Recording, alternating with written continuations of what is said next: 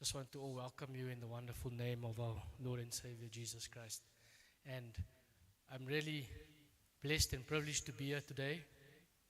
And for those that have come to meet us in the flesh, and for those that are online, we really believe that what you're going to hear today is from two powerful, mighty women of God that have really done well in the workspace and have really, moved up in the workspace from the bottom right to the top of where they are right now. And they're going to be giving us some of their insights and knowledge on how one can, as a starting point, our first session is for, the job seekers, on how one can really brand themselves well in the workspace, but also, good interview tips when you're going for interviews, how to dress well, how to use LinkedIn, and all these things as tools. But before we get there, I'd just like to open up in prayer. I'm going to ask Sister Puleng, if you can come and open up in prayer for us, please, today, just to bless the session, that the session will be blessed today, that everybody here and online will really, take whatever's been shared and they'll be blessed with it. Thank you. Let's pray. Our Father, we thank you this morning. We give you praise, we give you glory, because you are our God. We thank you for today. We thank you for yet another opportunity, oh God, to be transformed, to be changed, to be equipped. And we pray, oh God, even as we dwell in this place in your presence to partake in that which you have prepared for us, that, Lord, someone's life will be changed and be changed completely in the name of Jesus. Thank you for those joining from wherever they are, throughout South Africa and outside. Lord, we thank you because you are impacting the nations from this point, and we give you the glory in Jesus' name. Amen. Thank you. Thank you, my sister. Thank you very much. Okay, so to start, we're going to get going. I'd like to welcome the first speaker. She's really a powerhouse. Her name is Tanya Lee. She's also my wife, so I'm blessed to have her. She's come from very humble beginnings, and that's why I said I think the value of this program is really to help each and every one of us, from your first job. I mean, she started as a receptionist, went for many interviews, and that's why I thought it was fit for her to come and talk today to discuss how one can, make sure they play the right role, they look the right part for the interview. And as I said, she started as a receptionist, and when I was still studying at CLC many years ago, and now she's the director of 2 companies already. So that just shows the favor of God in her life, but also the hard work, skills, and determination that she's learned over the years that she's coming to impart with us today. So I'd like to welcome her up. First, if you guys can give her a round of applause too. Thank you.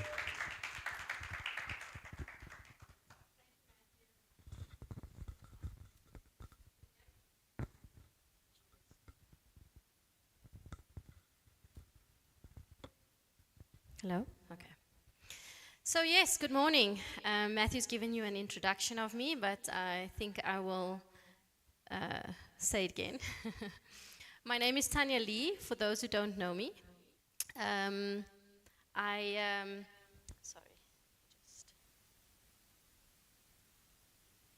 will be sharing with you some tips to the job seekers this morning on how to dress for success. And then I'll be moving on to optimizing your LinkedIn profile. I'm not an educator, and I don't have a background in human resources, HR. However, I do belong to the board of 6 international companies, not 2, Matt. And I am the financial manager for 4 operating project companies.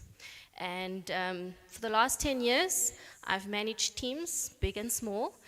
And so I've had a fair bit of interviews where I've had to facilitate and be a part of, be present in. So the tips I'll be sharing with you, I hope that it will be valuable. It is very basic, but is very key.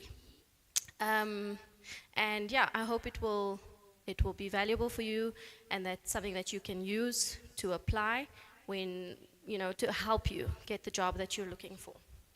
So yeah, I think let's let's dive right in. Did you know that without even saying your first word in an interview, you've already said a lot by means of your presentation? That is the power of first impression. You will not get a second chance at making your first impression in that scenario, in that interview, ever again. It happens in the first 7 seconds, okay? And 55% of first impressions are based on your physical appearance. 93% of employers base or associate your physical appearance with your quality of work. So it is crucial how you present yourself. You've heard the saying, don't judge a book by its cover. But the reality is people do, especially employers. Employers will take the way that you look and the way you've presented yourself, and they will answer questions for themselves. Questions like, do you take this job opportunity seriously? Are you detail-oriented? Do you respect this position or this job, and do you respect yourself? Okay, and dressing well does not mean you need to be rich. Okay, it means that you need to be prepared, be intentional, and be neat. Okay, so let's look at the 3 keys to dressing for success. It's up on the slides.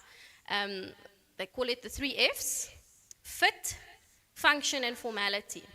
So we'll tackle the first one and go through it briefly.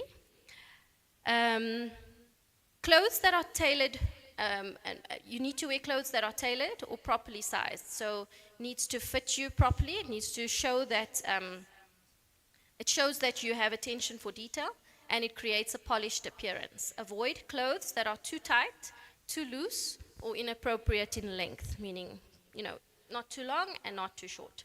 Then you need to also understand the function. It needs to be appropriate for the role or the industry. Different industries have different expectations, and research the typical dress code for the target role and industry to ensure that your outfit is appropriate. An example of this could be, for instance, a professional or corporate environment is different to that of a sports environment. If you're going to apply to be a coach for athletics, you could go in a golf shirt and a jeans and a sneaker, versus if you're going to apply for a corporate position, a more formal attire is more suitable. So do some research on what the culture of the company is, and then apply it to how you dress. A tip in this instance is, if you're unsure, it's generally better to be more overdressed. Okay? When you are more formal, if you're over formal in an interview environment, it is well respected and acknowledged. You can never go wrong with being overdressed. So when in doubt, overdress. Okay?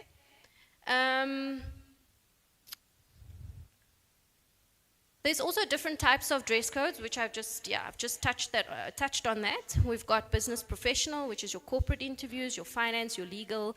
These are suits in neutral colors: navy, gray, black.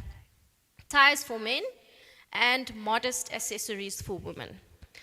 Formal leather shoes, which are polished, and conservative hairstyles with minimal jewelry.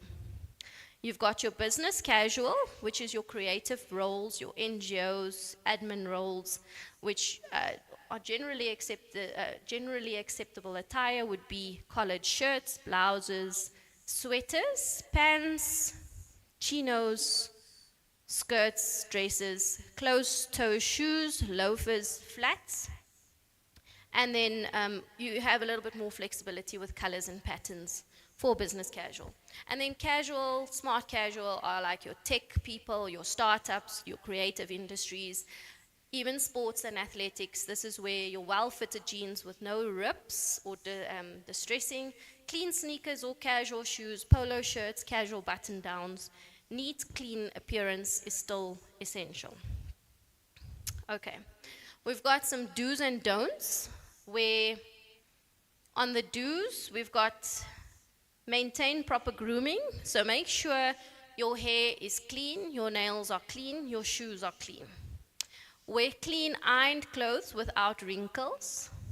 Keep accessories minimal and tasteful, we said that. Research the company culture before choosing your outfit.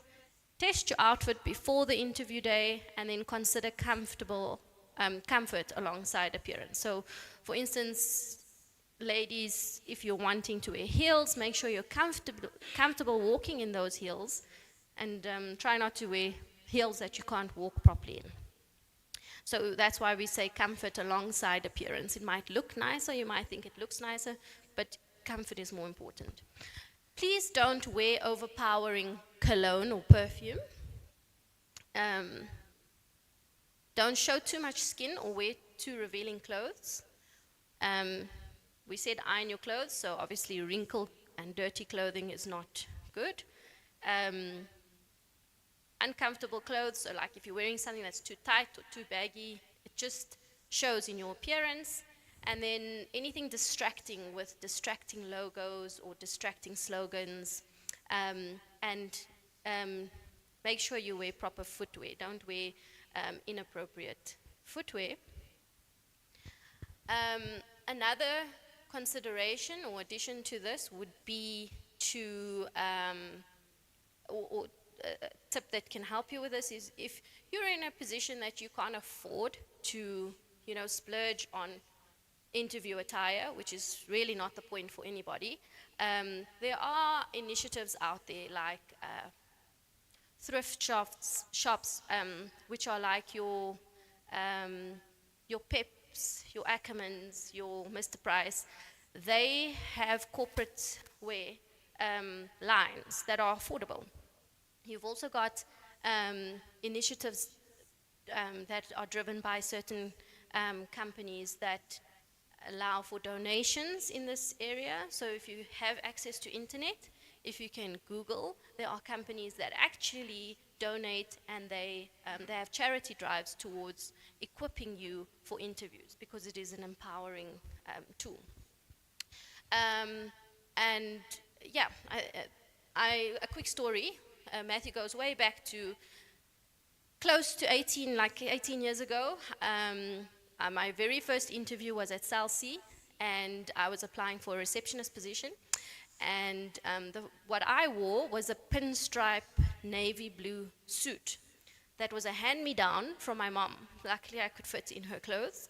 And it was something that she had from working in a clothing department store when she was younger in her working days. So I wore that suit, and I loved it. And it was, I wore that suit for every interview after that, and I believe there was, something about the suit, because my sister wore it for her interviews, my aunt, my mom's baby sister wore it for her interviews, navy blue, pinstriped. If I could still fit in it now, I would be wearing it today.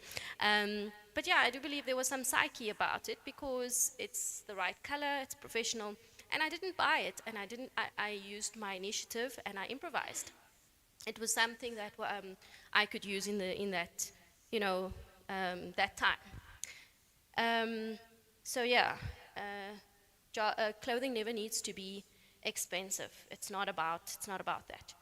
So these are good tips.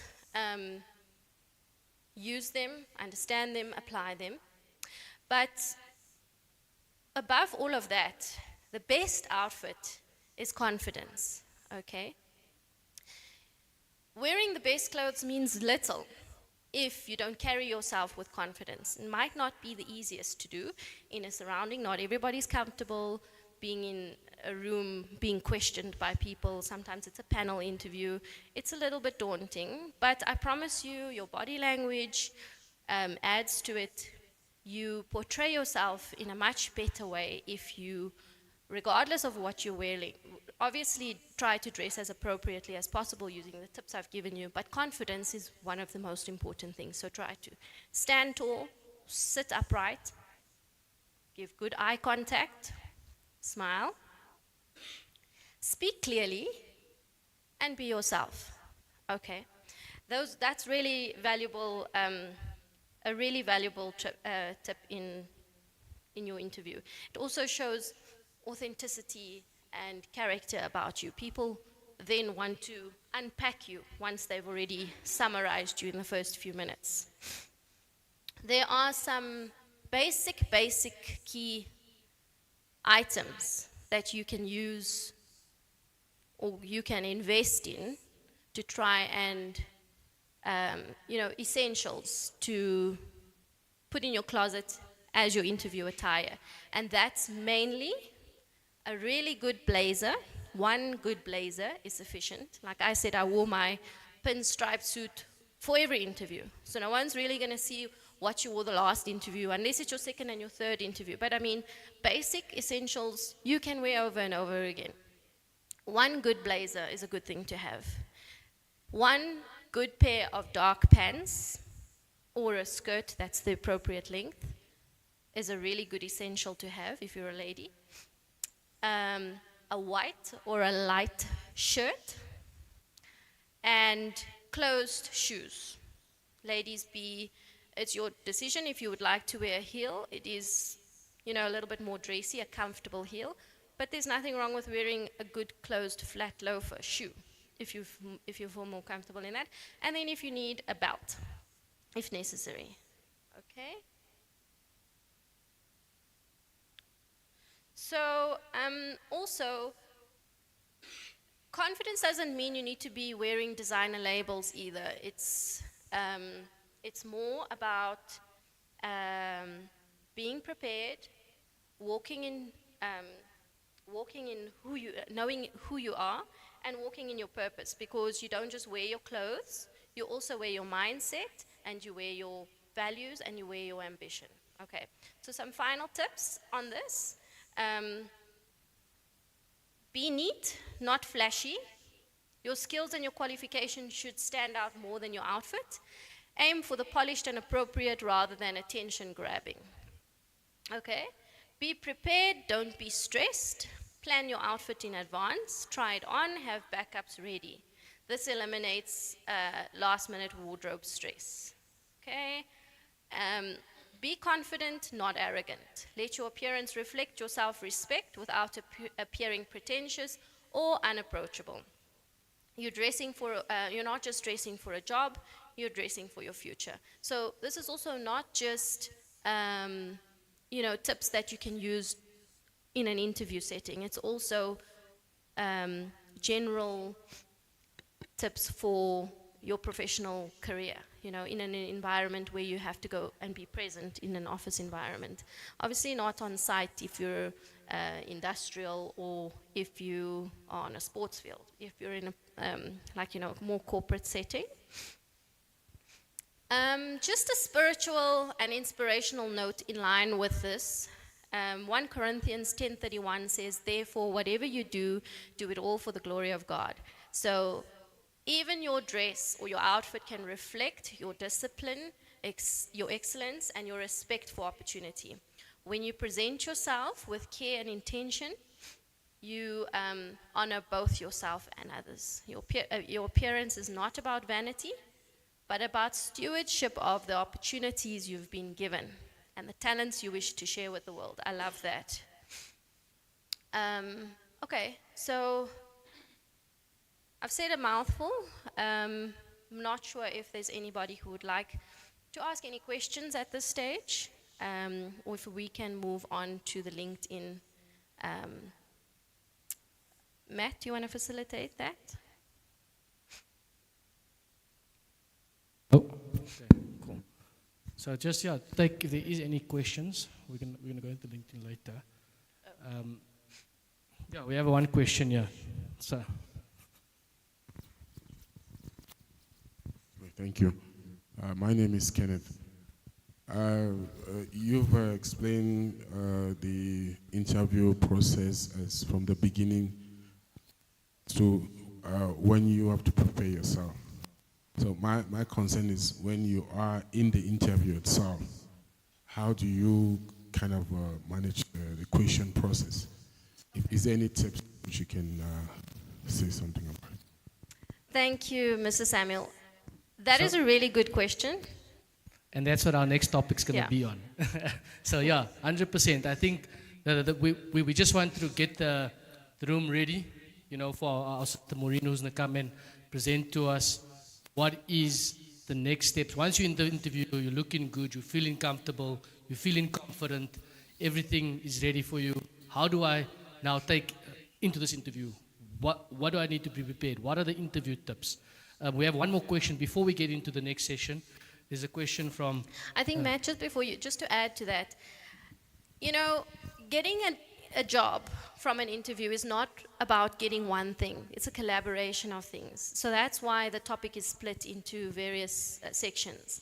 You know, the way that you look, your first impression, how you've packaged yourself for people to perceive you physically is one consideration, one factor to getting you there. The fact that you're here today wanting to learn on certain things that can get you that job is a factor that contributes to you getting that job.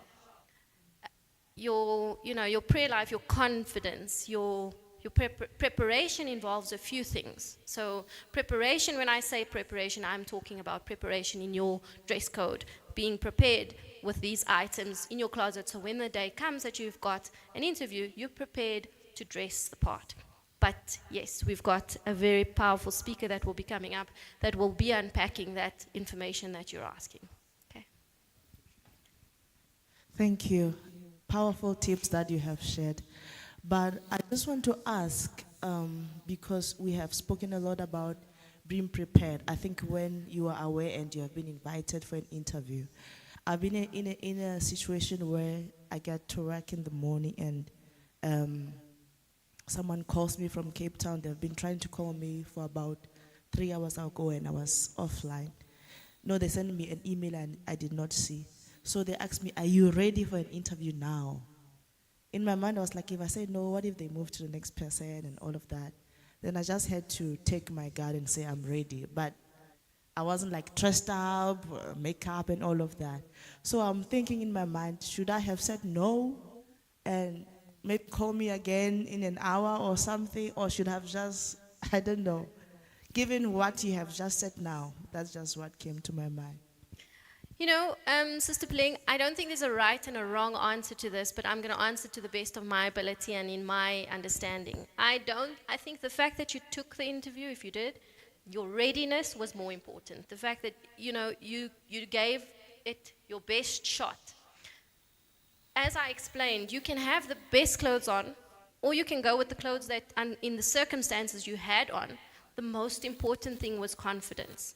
So if you know who you are, and you walk in your purpose, and you were able to, you know, conduct that interview wearing the clothes that you had on, which I know would be generally accepted, your confidence would have outweighed what you had on. So these are obviously in the settings where you're able to prepare, but when you're not able to prepare, your most important aspect is your confidence. And yeah. So the fact that you did not blow your opportunity by postponing or showing that you've got other things to do, the fact that you were ready when they needed you for that interview, that was the most important, being there, like you being here today. You would not be able to gain these tips if you were not here. Yeah? Thank you, Tanya. Okay, so we're going to move on to the next session, and the next session is interview tips. So I'm going to welcome my sister Maureen, who's going to come and share with us. Once we've made it into the interview, our CVs went out. If you guys remember, the first session we had was a lot around, you know, how do I get my name out there? How do I get to a point where I get to a job? Today's session is, okay, now I'm going to the job. How do I ensure that I'm looking right and I'm ready for the actual interview? And I think the session we're going to have now is really powerful with Sister Maureen coming to give us, I mean, I'm sure, has taken many interviews in her life. She's been on the other side. She will give you guys tips on what to say, how to project yourself, what is the type of questions one can expect, how to answer them. She's got a whole presentation on that. And Sister Maureen, I would like you to also just give a bit of background about yourself so everybody knows who you are and what you've done, and then to take it from there. Okay, I've got your slides over here. I'm going to play it, and you just go next. Okay, thank you. Good morning, church. Good morning. It is a privilege to stand here before you just as a way of a little bit of introduction. I am Maureen. I think my most important title is I'm a child of God. And I think apart from that, I have been in the corporate world for the past 25 years.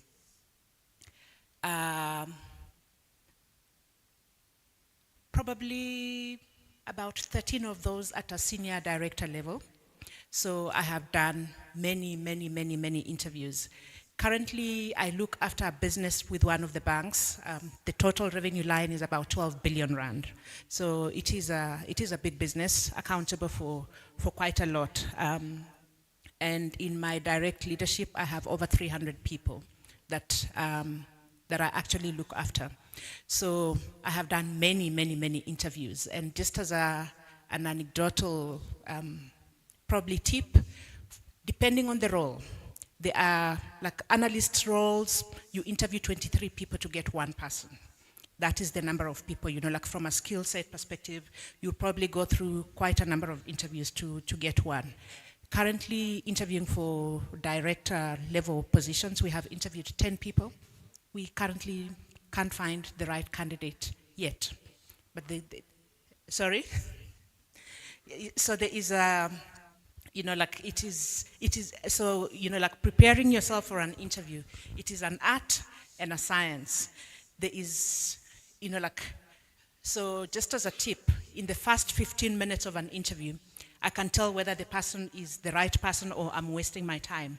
And if you have done it a lot, in the first 15 minutes, you know what you need to do. And like Tanya said, when, that process of getting into the interview, I think, let me just start. So most people rock up in an interview, you get into a company, they ask you the best thing about the company, you have no idea. That is a sign that you're not interested. You are not prepared. So we will sort of pacify each other for the couple of minutes, but if you do not know what role you are coming for and you do not know the basic information about the company you are coming for, that is like a done deal.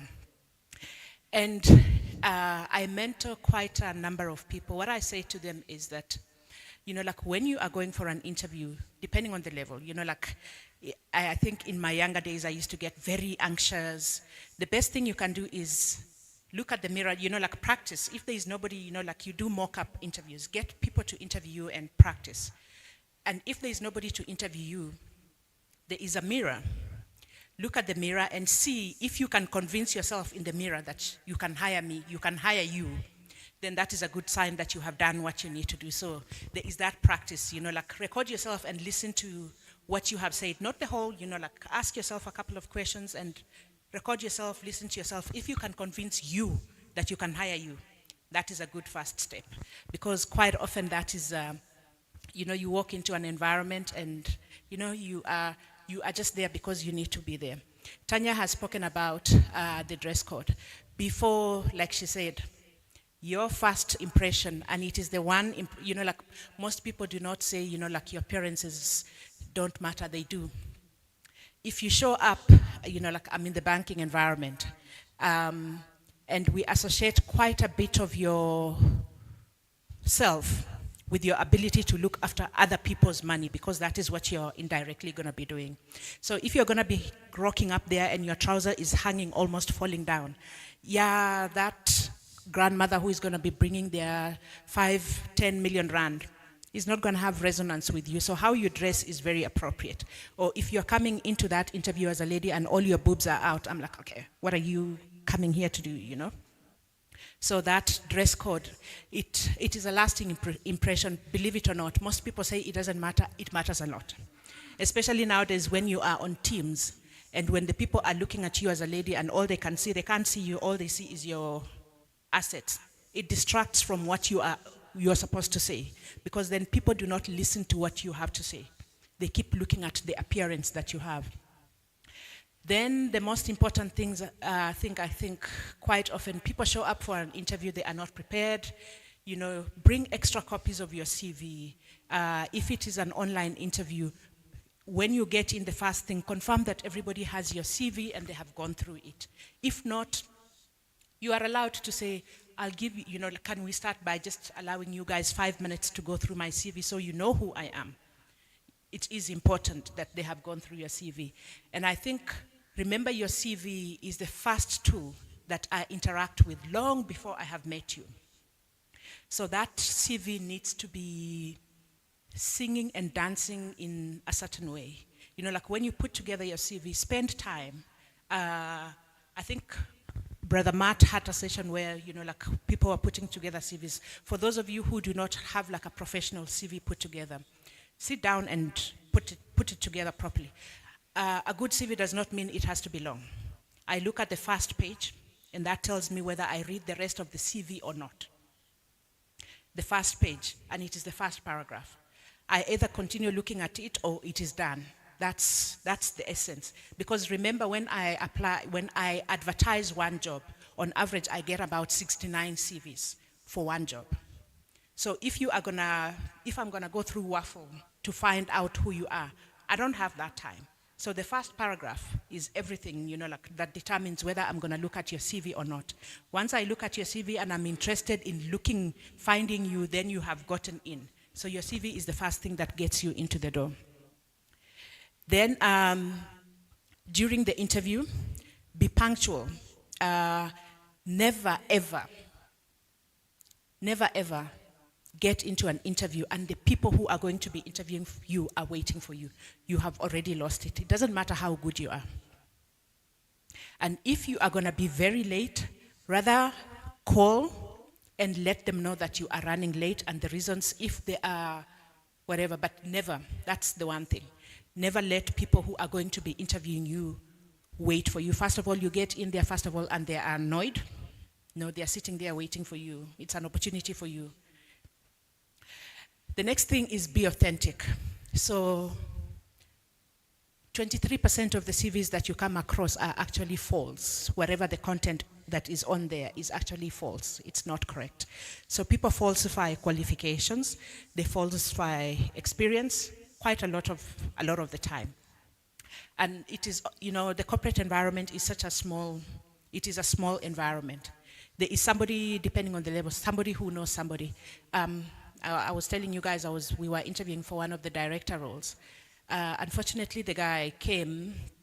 I looked at the CV, I was like, I know the name, but the CV does not look like the person I worked with in the previous organization. So we get into the interview, and it is the same person. Then he recognizes me, and he's like, oh, so you can see he's sort of trying to compensate for what he has said on his CV that is not right. Because undoubtedly, somebody knows somebody, or you do not know who is in there. So be authentic. Present yourself, and remember, most employers are not looking for you to be perfect. They are looking for the potential in you, and it is around how you demonstrate the potential that is more important than anything else. Then when the questions are being asked, listen actively and clarify. There is no harm in clarifying to say, did you ask the following question, and you clarify. Rather than they ask a question, you don't hear it, or you sort of listen with another intention, set your own question and then answer your own question. Lots of people do that. You ask a question in an interview, and then they sort of go on a tangent completely and answer something completely. When you do that, the first time, second time, you lose the people who are going to be interviewing you. And then your ability to answer the questions that have been asked. Be succinct. Answer the questions. It's not in the waffle, the long answer. It is in the quality of the answers that you give that matters. And right at the beginning of most interviews, they ask you that one important question: tell us about yourself. Most people go down the path and talk about their generational lineage, you know. I come from, quite often they are not interested in that. That is your ability to be able to sell your accomplishments. So, but that by the time you are getting into the technical part of the interview, you have given them a teaser of who you are and what you are about. And you have told them technically why they should be considering you for that position. So that whole question when they say, briefly tell us about yourself, that is your opportunity. Sell your accomplishments. And the other thing, I think Tanya also spoke about it, be confident, but do not be arrogant. Because most people will get into an interview and they will say, no, you know, this bank is nonsense. I'm going to come and fix everything here that is broken. You're like, yeah. Yeah, and you know, like most often the person you are probably, that is interviewing you is the person that is going to be your boss. Like, the other thing I have picked up is that the people who try the hardest, the ones who sound arrogant, almost overconfident, are actually the ones who are inadequate for the job. People who are sure about themselves, they will put on the table what is asked of them. The overcompensation, quite often, immediately it starts, tells me there is something that one needs to look out for. So just be careful how you position yourself during the answering of the particular questions that you are being asked in an interview. Put your best foot forward. Do not be arrogant. Then during the interview, so quite often there is probably 5 parts to an interview.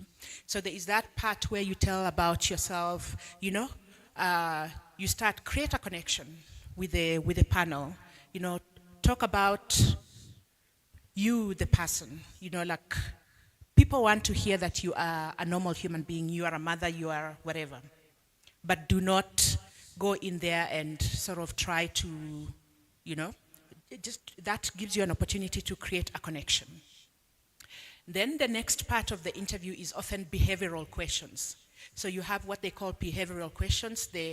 Normally the normal format would be they will ask you about a situation. You would have to explain what you did, what the expected outcome was, and what you learned out of that process. And there is a couple of competencies that they would normally be testing. So there will be a problem solving, because problem solving is a skill that everybody needs. And I think, Matt, I have like a book that explains the competencies I can sort of provide to the people. So there is a couple of competencies that every person should have besides your technical skills. So problem solving is one of those, integrated thinking. So that is your ability to think about a problem in an integrated way. It affects different areas in the organization. You need to be able to pick that out and talk about it. Then there is your ability to build relationships. Building relationships tells me that you are able to manage stakeholders and do quite a lot of things in that process. So there is like, I'll sort of share, there is like 5 key competencies that everybody should have. There are 5, but there is like an entire book explaining the 5 competencies that you need to be able to get on face value. Then there is the technical questions about the particular role they will be asking you. So when they ask you the behavioral questions, use any example, because what we are looking to test is that skill. And you know, like when I ask about, tell me about a situation, most people get in there and they start saying we. That is always the downfall. I'm like, we tells me you didn't do it. Immediately you start saying we tells me you didn't do it. Somebody else did it, and you are sort of trying to pick onto it. So be very succinct. Choose, it doesn't hurt. You can use an example at home, but an example that demonstrates your ability to be able to prove that you are able to deal with that competency. So it is very important to be able to do that. Then the technical ability, when you think about certain roles, you can problem solve all you want. If I'm hiring like a data scientist, you better be able to demonstrate you're a data scientist. abilities. So then there will be questions around, technical questions around that particular role that you are interviewing for. So they'll ask you, like if you are a data analyst, your SQL data tables that you build and your ability to give me insights, because it doesn't help that you give me tables. I want you to give me the insight from the data, because probably that's why I'm hiring you. And then depending on the level of and skills, there is often a case study that you need to complete. So at a very senior level, they will give you time. They will send you the case study like 2 days before, and they tell you prepare and you come back. So when you're going through the whole interview process, remember this is normally, depending on the role, it will be an hour. If it is a junior level role, it will be an hour. If it is a senior level role, it will probably be 2 hours. Manage your time to be able to get to your case study. If you do not consciously manage the panel, you might do all the work around the case study and then not be able to present. So it is your interview. You need to be able to manage the stakeholders and remind them that you still have the case study that you need to go through.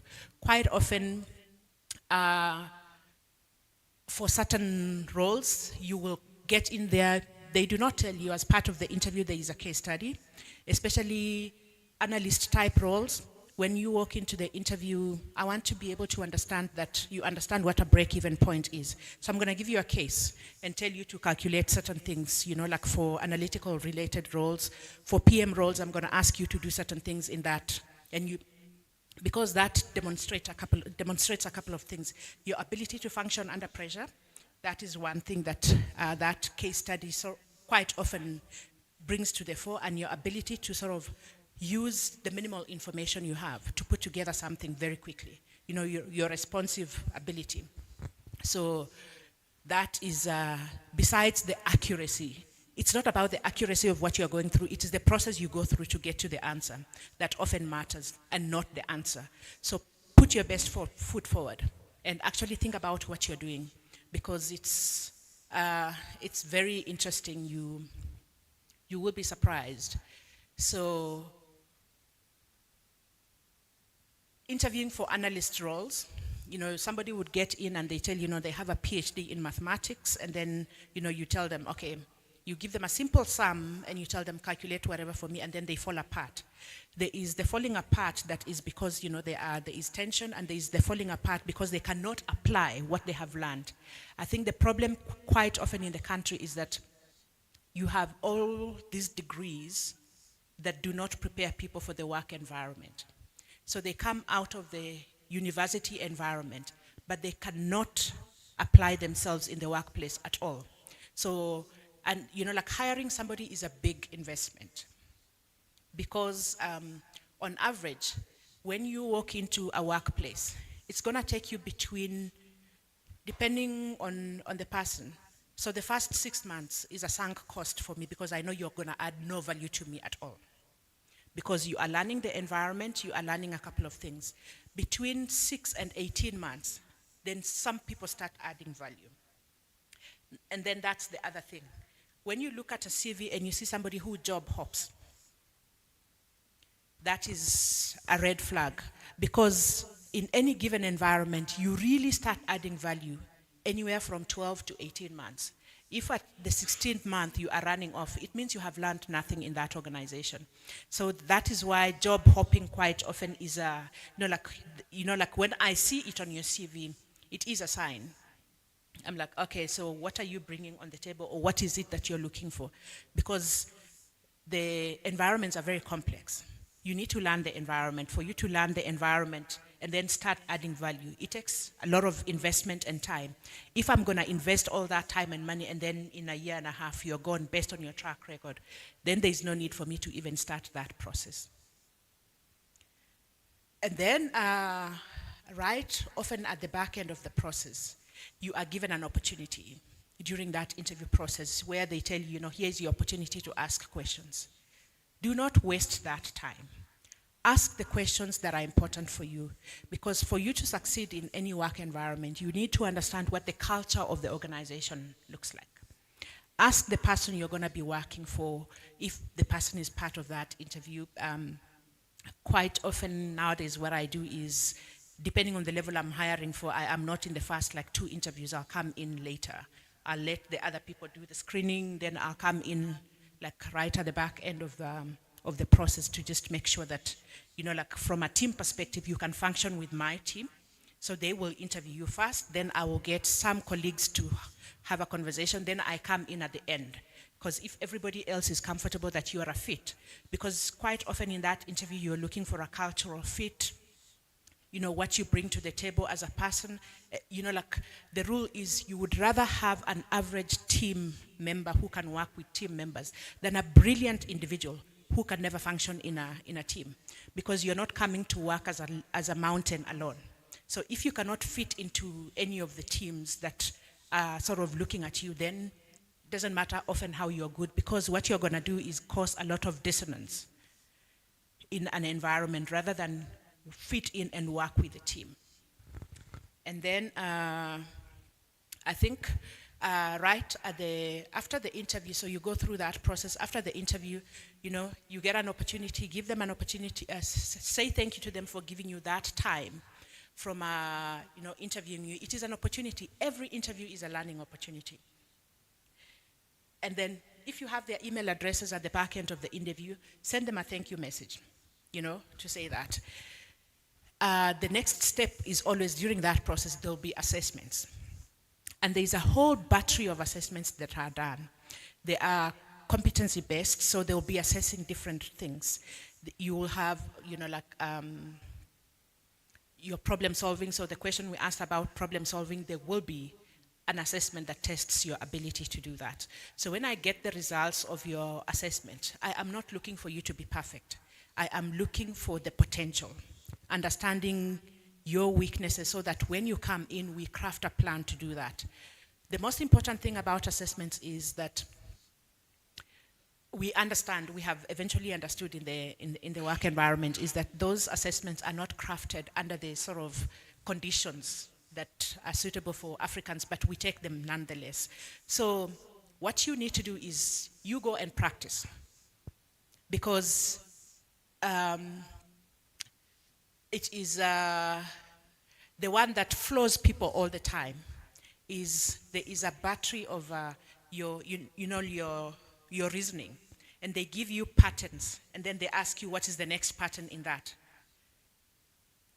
Quite often that tells me, and quite often it is very accurate, it tells me your resilience. Most people give up. If you give up on that test, quite often it's an indication that, you know, like, you know, I'm gonna give you work, you know, when when it gets tough in the work environment, you are gonna give up. So it is very small things that battery of tests tells me. Somebody who doesn't get the answers right, but persists to the end, is very different to somebody who can't get the answer right and gives up on block number 2. Then there is the verbal reasoning, you know, like your ability to obviously communicate in a work environment is important. So there is a whole battery of those tests. So it is important that you go, I think you go to the internet. I think I have attempted with Ella and Imani. They have done like, you know, to just assess and see. So you get them for free. Some of them, or you'll be asked to pay a small fee. But if you have been asked to come for assessments, please do practice. It will stand you in good stead, because, you know, like everybody hears assessments and they start shaking. It's not out of this world, but it is just, it gets you comfortable to sort of get on with that interview process. And then the last part is that the checks that are done. So you have gone through this entire process, and then right at the end, you did not pay your Edgar's account. Then I can't hire you, because that says to me that you are not, it tells me about your commitment levels. If you take a credit out and you are not diligent in paying your installments, that says something. In the banking sector, I can't hire you for that. So just go do your MIE checks. You pay it's like 25 Rand or something, but they will do a whole battery of checks for you. They will check whether you will be surprised. There's a couple of people who have been listed as criminals, but they have no idea what happened. So then you have to go through a process of trying to sort of start figuring out how you got onto that database. There are people who have done that. Your traffic fines often gets you somewhere listed. So make sure you go and you check and you start sort of fixing up, because there's no need for you to go through this entire process. And then at the end, you did not pay your Edgar's account and you miss an opportunity because your bureau checks have failed. And I think that's the story with the interviews. I can take any questions. Thank you, my sister. Is there any questions regarding any interview tips or questions you'd like to ask that generally you've been asked maybe in an interview and you weren't sure how to answer it? Okay. At the back there. Thank you so much, Auntie Mo. I caught it at the tail end. But I heard you talking about assessment links online. Can you share some of those? Yeah, no, I will. Okay, thanks.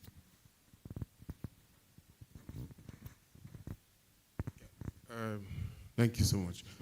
I want to find out in an instance where you have been asked a question during the interview and you seem to be not having a direct answer to you. Is there a particular way to respond to such a question? So remember, the purpose of that question is to test a skill or a competency. If you can't answer the question, then it means you have not had experience with that. You know, like there must be an answer that you can give. It doesn't, like I said, do not constrain, because most people fail by constraining themselves to the work environment. If I ask you, because it is normally open-ended, I'll tell you, tell me about a situation where you had to deal with a difficult customer. That difficult customer can be anywhere. So bring it, even if it is outside of the work environment, that demonstrates something. It demonstrates your creativity in thinking about what the environment is. It demonstrates a couple of things. But you can't say you can't answer the question. If you can't answer the question, then it's done. For that competency, you're done. Yeah. I just want to add to that as well. So in today's world, right, I think one thing, especially if it's a technical question, and I think this is something as a competency lots of employers ask, and that is, if you don't know something, you should tell your employer, I don't know, but I will definitely find out. With all the resources available at my hands, like ChatGPT, AI, my network, my friends, I will find the answer for you before the end of the day. That shows me as an employer that you will do whatever it takes, even if you don't know the answer now, that you will eventually give me an answer. And I think that's the skill set or the competency that Sister Maureen is talking about, where they test in to say, sometimes they will ask you stuff that they know you don't know the answer, but they want to see, are you someone that just says, I don't know, or are you somebody that says, listen, I don't know now, but I will make sure I find out. That's the leading answer to that. Okay. And if you do not know, do not waffle or do not lie, because it will be picked up. Awesome. Any other questions? None? I think just from my side, also being something that Sister Mo said quite nice, and I like from her slides, was one of the first things that most employers ask you in an interview is, tell me about yourself. And I think that 5 minutes, as Sister Mo says, is that for any employer, they will decide after that first 5 minutes whether should I really, continue with this interview, or should I just, try fob it off quickly and get out of it. So your 5 minutes telling someone about yourself is extremely important, because here the employer is not testing your technical knowledge, or he's testing you as a person. Yeah. Can I work with this person? Is this person trustworthy? Does this person have integrity? Is this person honest? For me, that's the first thing I look at before I even hire, because I always believe skills can be taught, depending on obviously what level I employ. But personality, integrity, honesty, that can't be taught. That's a value you need to have. And I think that's an important thing. When you have that first 5 minutes of the interview where they tell you, listen, tell me about yourself. Go in there, be confident. Like Sister Mo said, my most important title is I'm a child of God. I'm just saying, that's her way. But I'm saying you could say, listen, I'm a person that, one of my core values is I believe in and integrity. I'm a loyal person. I'm a person that is very loyal because many employers want to hear that they want loyal people. I don't want somebody that is, as Sister Mo said, there for 6 months, leaving another 6 months, leaving another 6 months. I want a person that's loyal. I want a person that I can trust. I'll never steal. I've done this. This is my history. I have a family. People also like to hear that you are part of a family. When I look at it and you come tell me, oh, I'm a young person. I like going out. I like partying. I like doing this. First thing I'm thinking about is, oh, this person's not going to show up on Monday. They're going to have a bubble us. Just for your information, by the way, we do, what is it called, social media profile checks nowadays. So when you go and you party and you're hanging around somewhere naked when you're supposed to be at work, that will be picked up, and that tells me something. That's the first test we do before we even get into the interview nowadays, your social profile checks. Yeah. So I think all these things talk together, but yeah, one of the key things as Sister Mo, work on your story about yourself. The story about yourself needs to be strong, needs to be positive. It needs to be, you have to sell yourself. You have 5 minutes to sell yourself. The rest of the interview has its assessments and has its technicals, but in the first 5 minutes, the person makes the decision, do I like you? Can I work with you? Okay. Thank you, Sister Mo, for the time, and we really appreciate it. Can we give a round of applause, everyone? Okay, so our next session is to end off where Sister Mo, or to start off where she ended, was now you've been through the interview, you've dressed nice, you've done it well, you answered the questions well. What are some of the checks that happens? But what can you do? There's a question online. Can you please ask? Sorry, thank you for having these questions. I didn't want to miss any online questions. Someone says, I think it's a follow-up from tell us about yourself. It says, but how do you answer, tell us about your weakness?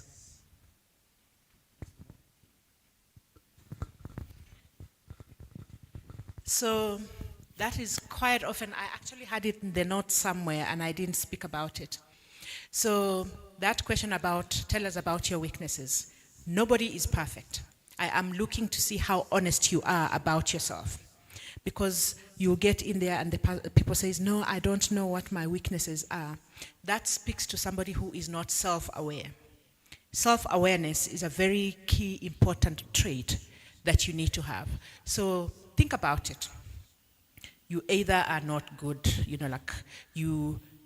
there is the opposite spectrums. You either are a very good communicator, you need help with analytics or be honest and say, your tolerance for lateness is, you can't work with people who think in a certain way because you think in a certain way.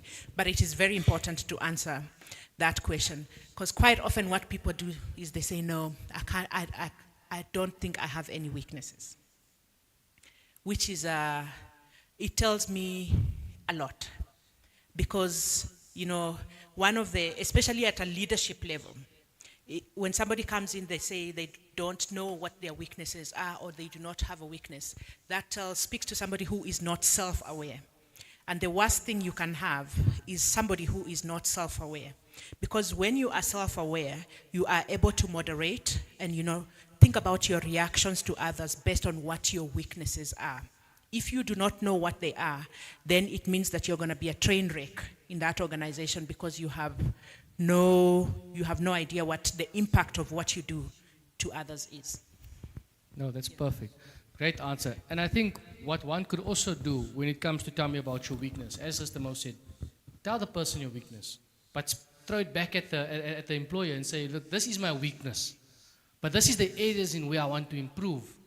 How can you help me improve on this weakness? Can you give me guidance? Because now you turn in the table back to the employee to say, look, I understand this is the area where I need improvement. I wouldn't say weakness. I'm not so strong at this area. I don't communicate very well, but I really would like to grow in this area. And I'm willing to learn to grow in this area. I'm willing to work on this weakness with your help and with your mentorship. That changes totally. Now the guy, you put in the employee on the back foot. He has to be like, okay, you know what? This person, they identify their weakness, they know they have a weakness, but they're willing to grow and learn from it and actually make it a strength. And that changes the whole thing from a weakness to actually a positive thing. I hope we answered that question well. So just from a time perspective, I want to move into the next thing. As we said, there's these checks that happen pre-interview and post-interview. And one of the other things of personal branding, one is dressing yourself, but the other thing is how are you presenting yourself on social media? Are you there? Are you active? Can people get you? Can people see you? Do you have a LinkedIn profile? And I think most businesses nowadays will go and look at LinkedIn profiles. And they'll go and see what is it like, how are you portraying yourself. And to give us a final talk on that, I've got Tanya to come and spend a couple of minutes just to come and give us how does one brand themselves on social media, specifically LinkedIn in this case, to ensure that pre-interviews and post-interviews, you are branding yourself well. To set you up for the interview and even post the interview that you actually, they'll give you the opportunity. So, Tanya, can you come up and complete your session on that? Thank you very much. Thank you, Matthew. I know Matthew's got structure and we've got limit on time, but I think it's valuable enough just to add to the question on the weakness, what I wanted to add there. Matthew mentioned throwing it back to the employer. I wanted to say that you can also mention a weakness. For me, personally, one of my weaknesses, I've got a little bit of a short-term memory problem, like managing, being a financial manager on 4 project companies and operating on a directorship level for 6 different operations. You've got to manage stakeholders at sporadic ad hoc requests at any different time, and having a short-term memory problem is an issue. But what I can say to the panelists is that I have to do with my short-term memory, but what I've done is I use a book and I take notes, and that is how I combat my weakness. So give them your weakness, but also give them the solution to how you're combating your weakness. I think that's valuable. Okay, thank you so much again. So let's quickly go through some tips on how to optimize your LinkedIn profile. Should we change this mic? It's going on and off. Try this one. Thanks. So I'm taking it that you all know what LinkedIn is. LinkedIn is a social media platform, and it's generally the most corporate or most professional, it's the professional social media platform. So it is your digital first impression. So we've touched on your physical appearance and how you present yourself being your tool to your first impression. LinkedIn is your digital first impression. It's used by recruiters and HR professionals and also colleagues and networking contacts.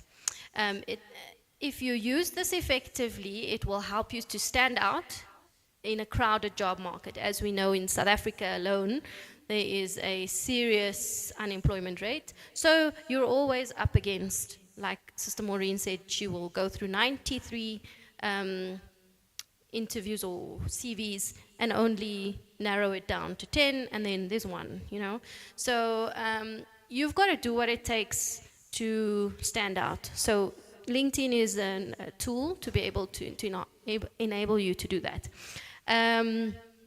Again, in addition to your CV, LinkedIn can come across as a type of CV. So keep it updated and keep it authentic. So make sure you're honest about what you say on your LinkedIn profile. So we want you to start with a strong profile picture, okay? And that is giving yourself a clear, high-quality headshot.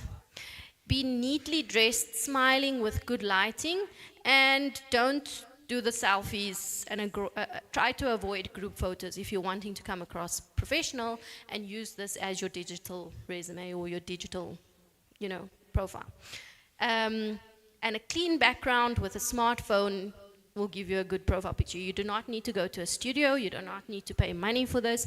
The phones that are out there, if you don't have a smartphone, somebody you know does, and they're able to do with a clean background wall, good lighting, in the day, or in a room that's got some good lighting, you can definitely get a good profile picture just using resources you've already got, okay? If you're able to get a professional headshot, great, do it, okay? Then we want you to write a compelling headline. So that is the headline that appears right under your name. And this, we try to go beyond your title. So by using keywords and highlight your value. So examples would be, an example would be aspiring data analyst / Excel and SQL / insights driven. Another one is marketing grad / social media enthusiast / storyteller.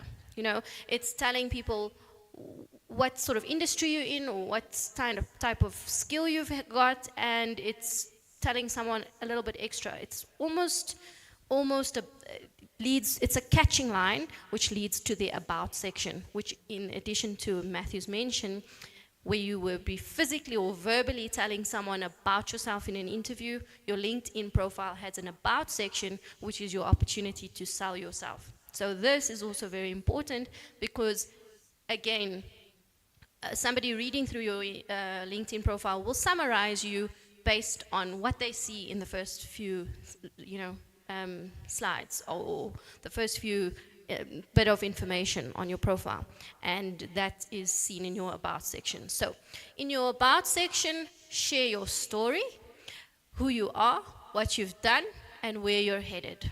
Okay? Use short paragraphs and bullet points. Your structure should be a little bit of a background about yourself, a little bit of experience, and then followed by your career goals. Show personality and clarity. If any of you online or if any of you here today would like a copy of this presentation so that you can use it as you're updating your LinkedIn profile, because it might not be easy to remember all this information. You know, you're welcome to reach out and I'm happy to share it with you. Okay. You then need to add skills and get endorsements. So this endorsements is a term on LinkedIn which, so you basically add 5 to 10 specific relevant skills that you have, and then you ask peers to endorse you. So on LinkedIn, there would be peers that you would network with, so somebody who you've asked to be friends with or have joined your network, and then you add a skill and they endorse you. So that basically, I think, just adds or creates credibility for that skill on your profile. It also improves your search visibility. So a point would be to think like a recruiter and use searchable keywords. So there's nothing wrong with Google, guys. The internet is there. If you don't have data, there are certain, restaurants and areas, malls, shopping centers that have free Wi-Fi. Connect to it and search what keywords would be applicable to a certain job that you would like. And then you add it to your skills search section. Then your experience and your education. List relevant work, internships, and volunteer roles that you've done. Focus on your achievements and use action verbs like managed, created, improved. Again, adding to Sister Maureen, try to explain what you have done and avoid what we have done, so that you're also not perceived as though it wasn't you, it was, and not to say that you can't collaborate, you can't collaborate with people. Certain things are achieved in a group, but just from an authenticity perspective, speak about what you've done. Okay, and even part-time work adds value. At one stage in my career, I think I added something about myself where I was the chairperson on the social club. It just adds a little bit more character about yourself. Grow your network. So this is where you connect with classmates, mentors, ex-colleagues. Depending on how long ago you've left school, like I say, in today's norm, everybody's on LinkedIn, so it's a good opportunity for you to grow your network and connect with people that you do know. Send them a short message with an invite and join professional groups and follow companies. So, for instance, if you're studying SEMA, there are certain manufacturing companies out there listed on LinkedIn that you can follow. You can follow Coca-Cola, you can follow Siemens, you can follow Netpack, you can follow, various different companies to show that these are where your interests lie. That's quite a important aspect. And then stay active and engaged. So the more activity you do or you have on LinkedIn, it boosts your profile ranking on LinkedIn. So when you like people's things, when you comment on people's things, when you share posts that are on there, when you post about milestones or lessons learned, and you share thoughts from causes that you've done or certain things, it boosts your activity, and then your profile ranking goes up. So yes, final thoughts is that LinkedIn is your personal billboard. Make sure it reflects your best self, and be visible, be valuable, but be you. Okay, are there any questions from anyone?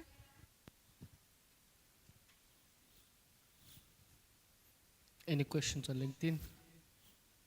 I think just to add there, what Tanya was saying on LinkedIn, I think it's really imperative, not only for anyone who's a job seeker, but for everybody here today to have an online, to make sure you utilize LinkedIn. It's really a powerful tool.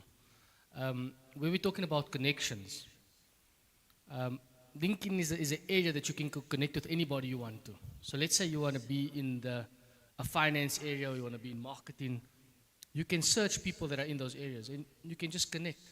Because what often happens in time, people will see that, I mean, on my LinkedIn, I probably have about 3,000 connections. I don't know half of them. But there was a stage I would go in every single day and connect to 100 people, because I wanted to grow my network. Because what does that show at a later stage? When someone looks at your profile, they say, oh, Matthew has a huge network. They don't know that I don't know half the people. I'm just giving you guys some tips on how you can also use social media and LinkedIn and these things. Because people feel like, okay, he knows so many people, he's in this area, he knows the space. So yeah, that's just another tip I'd like to give on LinkedIn. But thanks guys for the first session. I think if there's no further questions there, we're going to have a 15-minute break. And we're going to start one question. Okay, one question before we have our break. If there's any questions online, Pauline, can you just check for us? Thanks for the presentation. I'm Samuel. Sometimes when you get to LinkedIn, I'm looking at that section, applying for a job. It takes you to another section. They say cover letter.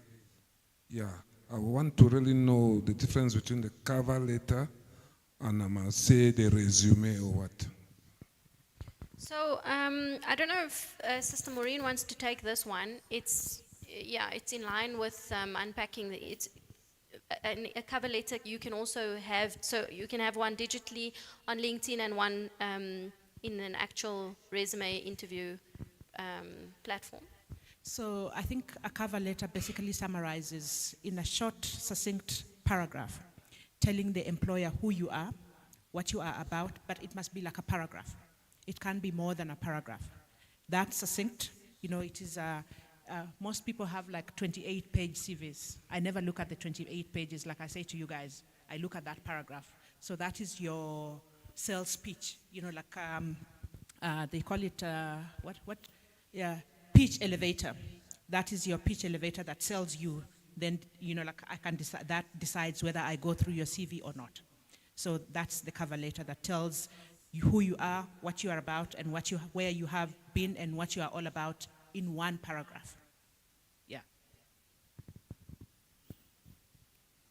One more question from our online viewers. Yeah, I think Auntie Mo will advise on this one, which I also wanted to ask something like that, but I see it now. It says, so how do we bridge the gap between academic qualification and the job market demands requirements? Maybe let's say you are two qualified academically, but you don't have experience in that. Or maybe I have more experience. Let's say I have 70 years experience working as a receptionist, for example, but I don't have any course in that. How do we bridge that gap or a balance? So in the workplace, there's something we call recognition of prior learning. Learning takes on many forms. It can be in the formal environment, it can be job experience. So when you have the experience, because you have, those are the best people actually, the ones who have done the job. They might not have the academic qualification, but they are actually, they know the nuts and bolts of what needs to be done. Those are the best people. You augment that and give them a bit of training, formal training for certain things, then they are good. But there is always a balance between the two. Recognition of prior learning is a very important aspect of the whole interview process. So it's not just about the formal qualifications. Like I said, the formal qualifications, take them with a little bit of they are very important. They get you to the dancing floor. Like I say, they get you to the pulpit, but they are not the beginning and the end of everything, because you'll have many, you know, like that old adage, many people go to school, but school doesn't go through them. So you get lots of those people who have gone to school, but school has not gone through them. So it's not often, the qualification is not the beginning and the end of everything. Yeah. I want to, there are two, I think for the benefit of the youngsters, the millennials who are here.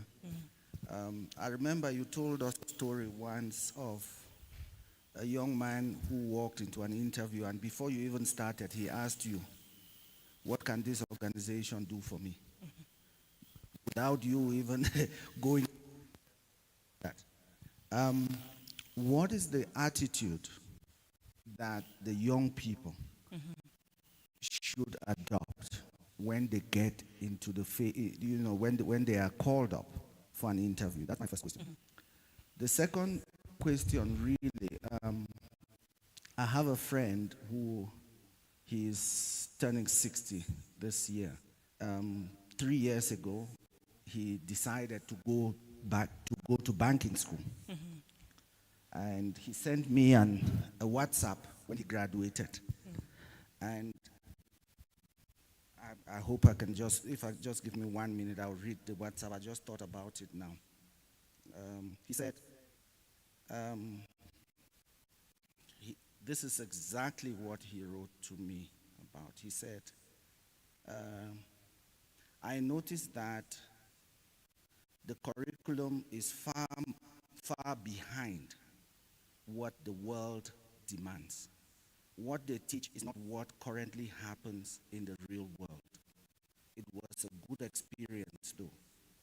I have also noticed that most bankers don't really know much about the current banking systems that are applicable.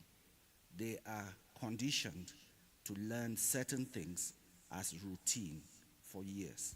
So for the youngsters who are in school right now, how do they start while they are in school, translating what they are learning, which is more, we all know that what they learn in school is really not what will be applicable in the workplace. How do they start preparing themselves for the real world, even if the course they are doing has this kind of response like my colleague shared? So there is probably 2 or 3 things, you know, like for a youngster entering the work environment, like there is that innocence, like the young, like you walk into a workplace and you think, Auntie Grace is an HR professional sitting here. You walk into a workplace and you think Sassel is going to turn around because, you have entered there and they are going to do what you want. It's a much bigger machine than that. So it is in understanding that you are walking in there, they need you because you have a certain skill set, but you need them as well to be able to progress. It is a two-way street. So it is in what are you willing to give up to be in that environment? remember the environment is presenting you with a learning opportunity first and foremost. How do you take everything that they are offering you to be able to learn? Because trust me, when you get into varsity, even with your distinctions, when you get into the workplace, you are going to be at the bottom of the barrel, because it is not, like your ability to apply. They give you an opportunity to be able to differentiate yourself, but by taking what you have learned in the formal environment and apply it to real life. Those two are very different quite often. You'll find somebody who went to, there are certain courses you go and, like for the rest of your life, you probably don't even get anything out of it. So what I'm saying is that walk in there with a learning attitude. They are giving you an opportunity to learn. Embrace every learning opportunity. And the learning environment is not going to be styled to what you want it to be. You can attempt to influence how it is styled for you, but it's not going to be what you want. I'm looking at them, they are sitting there. It's not going to be what you want. So you're going to probably have to put in long hours. You're going to have to do things you don't like. You're going to have to do a lot of things that, but at the end of the day, remember that it is presenting you with an opportunity to learn. And an Absa Asasol is not going to fall apart because Mulema or Imani left. It's still going to exist. It has been around for a long time. They have, organizations have a way of, they have survived through the ages. They adapt and move on. Those who failed to adapt, if you look at like Kodak and all those, they failed, they left. So the fact that they still exist means that they are relevant in some way. So walk in there with an attitude for you to embrace the opportunity they are giving you. And the most important opportunity any organization gives you is the learning opportunity. Forget about the salary. They'll be paying you peanuts probably at the beginning because, truth be told, you'll be adding zero value in the first year of your employment. You add no value, zero, absolutely. You come in there and they'll be investing in you because they invest a lot in you. So to sort of teach you the proper, like work environment, like for you to be able to get that. So embrace that. Because what I have seen most youngsters, they walk into the environment and they say, if I'm not working off, like hybrid all the time, I don't want the job. I'm like, you can walk. The next person is going to come and take the opportunity. So it's difficult for you when you walk in and you want to set the standard. Walk in, first of all, get into the door, and then you can attempt to negotiate. But while you are still on the outside, setting your conditions where most of them say nowadays, if I'm not working from home, I'm not interested. I'm like, take a hike, go. If I looked for people who would be working from home, I have a whole team that sits in India. And quite often we have to send somebody, that whole communication problem.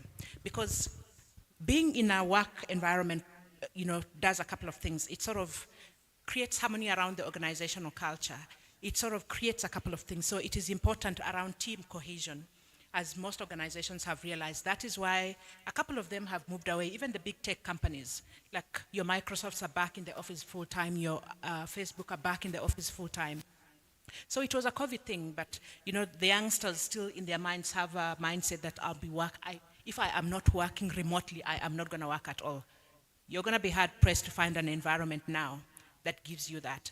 But above all, walk in first before you set your conditions. Then when you are in, attempt to influence, because there is always that. Organizations are open. They understand that we need to be able to integrate the younger people into the work environment. We need to be able to bring them. Once you're in and the people see your potential, then they will allow you the latitude to be able to try and negotiate around you. So it is important to understand that. Thank you. Thank you, Sister Mo. Awesome. I think we had a great first session, and I love the way you ended it off with getting into the culture, because I believe that's where we're going to start our next session. So can we have a small break? It's now 5 to 11. We wanted to start at 11, but I'm going to start at 10 past 11 just to give everybody a 15 minutes to go and get some water, go to the toilet, get some fresh air, have a bit of a break. I do believe we have exciting sessions, two great speakers coming up next in the next session. That's going to give us a little bit of input around company culture, how do you grow in a corporate, public speaking, career growth, effective communication in a corporate. So we'll see you guys at exactly 10 past 11. Thank you.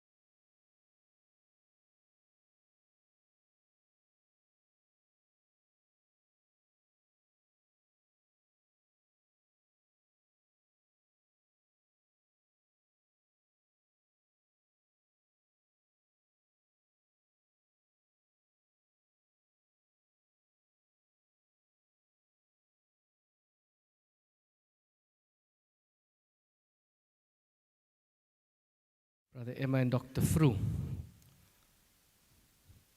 Is everybody back? Can we start?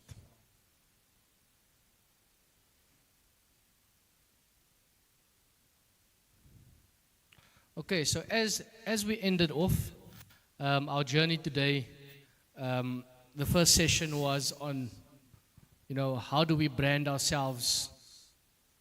Last week we had, the sessions of setting up your CV, getting out there, finding the interviews. Now you get to the interview, you dressed up well, you branded yourself, great interview tips. I think the very next step and the area we want to discuss today is once you've got the job, once you've made it in the door, and you're part of the company now, how do I grow in the company? How do I communicate well? How do I position myself, for promotion? And one of the very first parts to understand, which I think is really important, is to understand the culture of the company. And I think for that today, to start that session, before we get to the public speaking and effective communication and all that, we're going to have Brother Emma, who's going to come and present to us company culture, as this is an extremely important dynamic in how one would position themselves to grow in the company. Try understand the culture. And he's going to give us a little bit of insights of the different type of cultures that are out there and help you identify what type of culture you're in and how to progress within that culture. So, Brother Emma.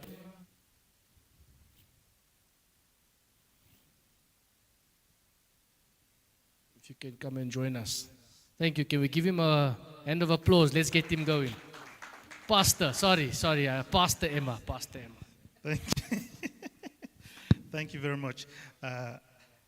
Wow. That said, the first session, thanks so much, Tanya and Timo, for taking us through those first sessions. And I think whatever they were speaking about was speaking into my presentation and seeing what we can do as a person in the job market already and trying to get the necessary help on what to do to succeed. So basically, I'll be taking us through the company culture, and which was one of the key elements that was raised when Tanya was speaking about the quality of your dressing, the first impression, as well as the interview tips that Auntie Maureen was also talking about. But one thing that I would like to start first, before all, we are Faith Bible Church. We're a church, and we minister to the whole man. So I just need us to go through some few scriptures.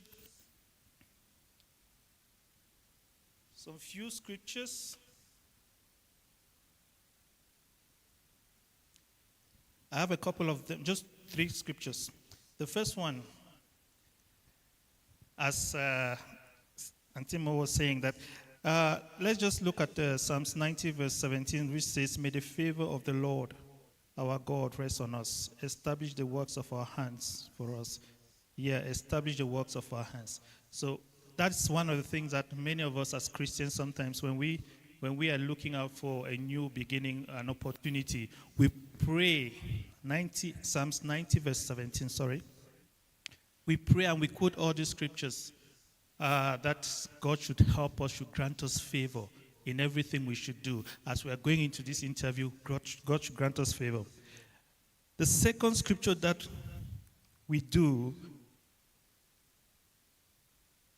which says, "Whatever thy hand findeth to do, do it with all thy might.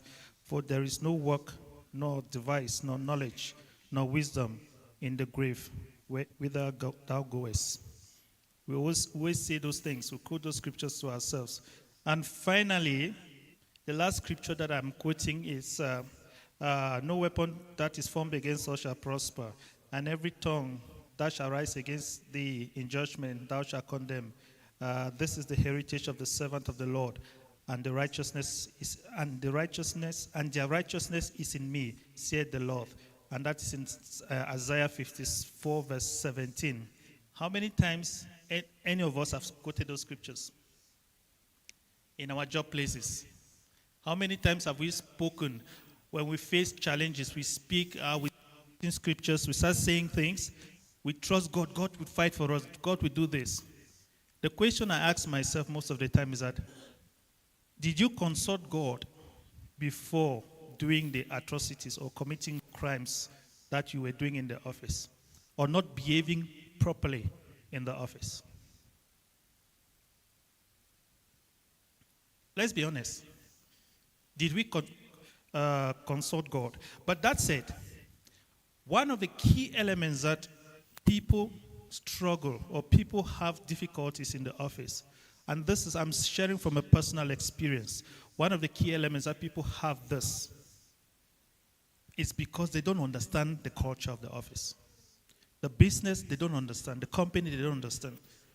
They go into an interview, they go into a place, they just want to get a job. Many people just want to have a job. But how the company operates, what is important in that light? I know Auntie Grace will tell, she can best tell on some of these principles. But this is from an experience that I've experienced over 12 years of working within a company, what I've seen, and I'm trying to relate back to sharing this presentation to you. So one of the key elements that we understand about the culture is that that organization or culture is the foundation of a company's success. So culture, the company's culture will drive the company to a successful level. It will shape how the employees work, collaborate, and grow. So it's very adamant that we should understand that if we do not understand the cultural aspect of the company, our growth there is very limited. Our growth will be very limited.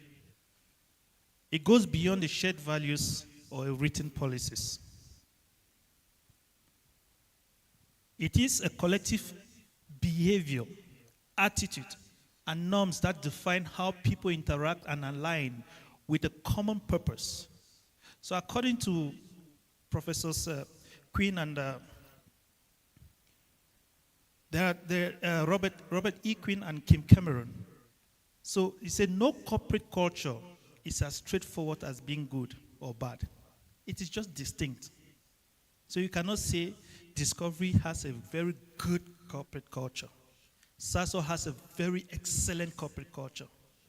You know, Vodacom has a very good, excellent culture.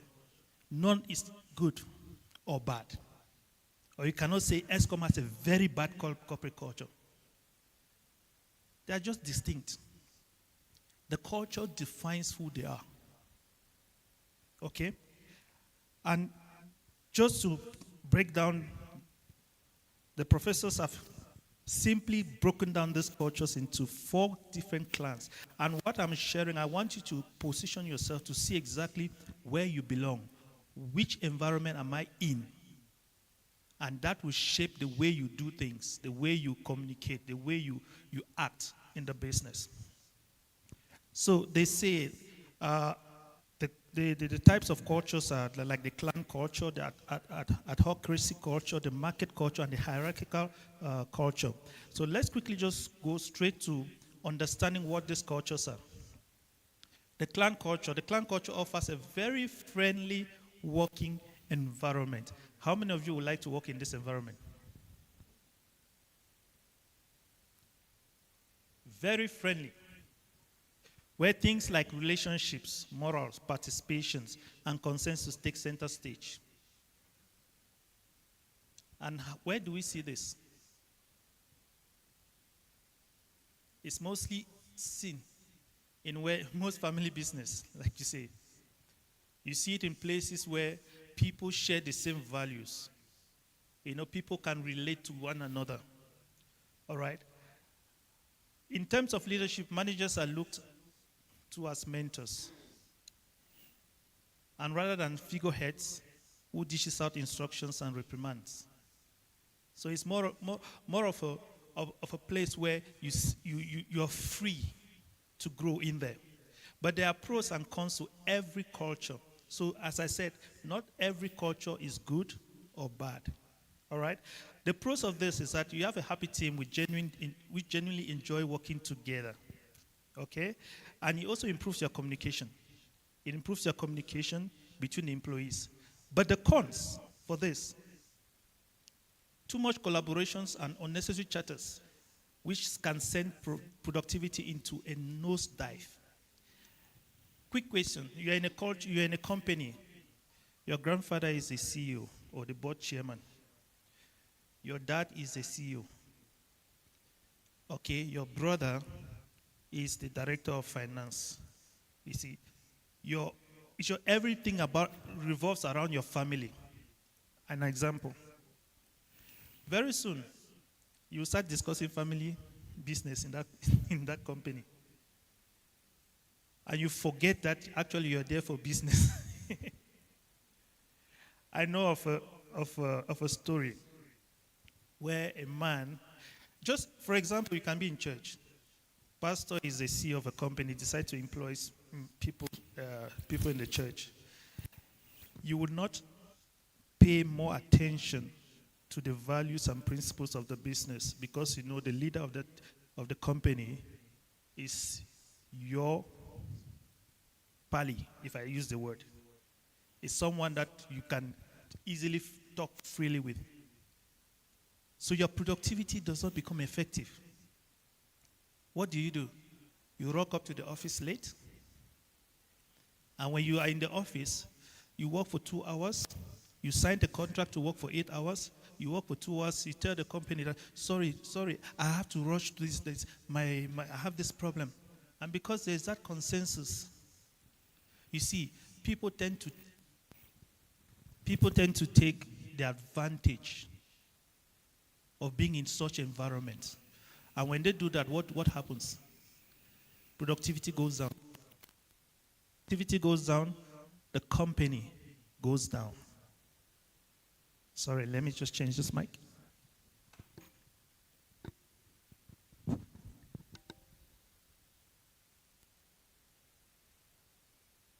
Hello? Yeah. So, that said, it's very important for us to identify which company we would like to grow. Because remember, you are not in the company. I always say this, that the company hired you because they had a contract to fulfill. And they needed people to fulfill that contract. So you are like an embodiment of that fulfillment of that contract. You are not there because the company likes you.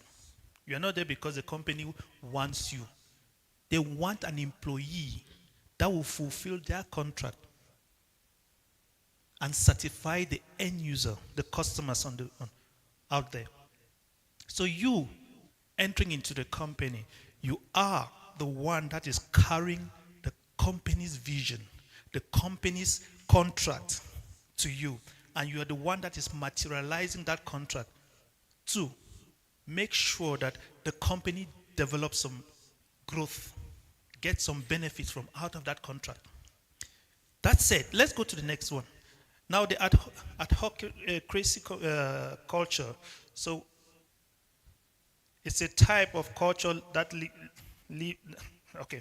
this type of culture lives by this move fast and break things. And it's a philosophy that has been popular among a lot of startups. You may also hear it referred to as a create culture. So it's very important for people who are into this idea, startups, company, where they try to create things. They move fast. We need to beat the market. Things are changing very fast. We need to develop new things. This type of culture, you will see them at play in such environments. Okay? This type of culture fosters the very entrepreneurial type of work environment where employees are encouraged to take risk and aggressively pursue off-the-wall ideas. Have you been in a company where they tell you, you see everybody is just thinking, you get into a boardroom and there's a project, we want to attain this, we want to develop this thing, and people just come up with different ideas. The people start saying things, and you are there. So what are these people talking about? You feel lost. So you already identified that, no, this place is not my place. I'm not productive in this area. You should be able to think. You should be able to take risk. Try new things. But the pros about this is that there are enormous amounts of innovation. There's an enormous amount of innovation and growth. Yes, you challenge yourself to the point where you can grow and develop yourself in the company. And also, it also brings about an increased psychological safety. Because you are thinking, you are becoming part of the company, you're becoming part of the process, you feel a little bit safe. You feel a little bit safe. But there is some cons to it as well. The example here is seeming lack of stability. Because things are changing every day. You're not stable. You're not stable. Today you're working on this project.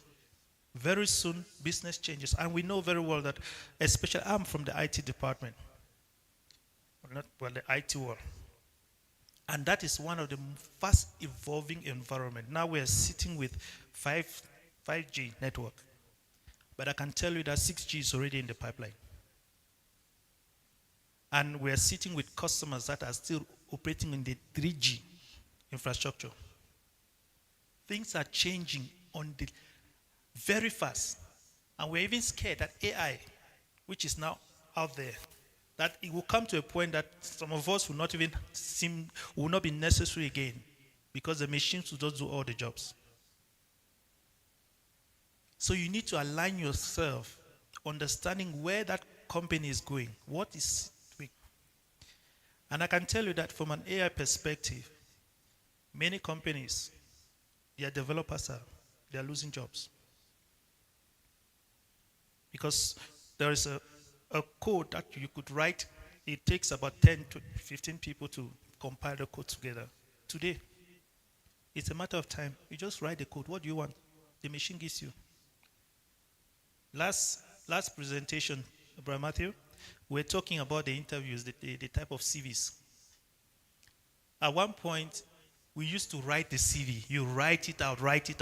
But today, you just take your CV, just go to AI. AI will give you a template. And you just populate it.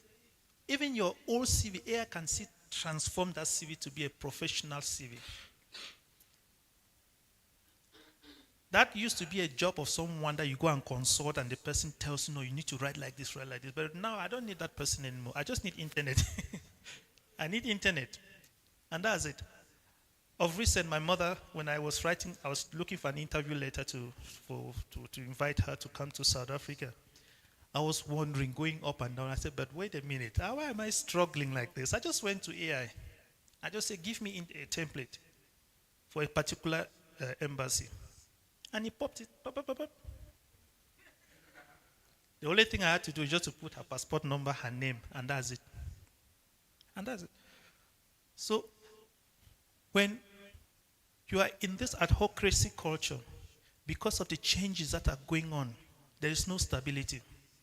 So sometimes you might actually be in that company, they want to do something else. You don't even know what is happening in that. You have no clue about what that's happening.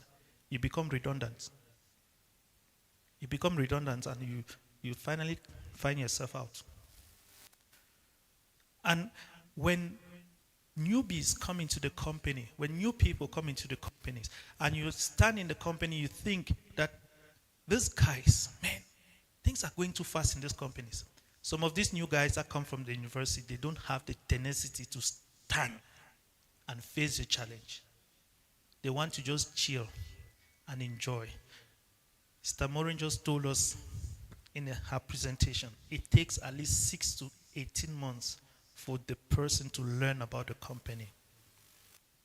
And during that time, the company is changing at a very fast rate, where if you don't have that zeal to stand your grounds and start developing yourself, you find yourself at the end of your probation period, you are redundant. Because you got in when they were working on project A, but now they are working on project B, C, D. You have not even mastered the project A, but they're already on B, C, D. You are redundant. Okay. The common one that is happening now in our days is the market culture. The market culture talks about a competitive culture or a compete culture because the emphasis is placed on results. And most companies, they want results. I can talk about my company. They are a results-driven company where they don't care what happens, they want to see your results.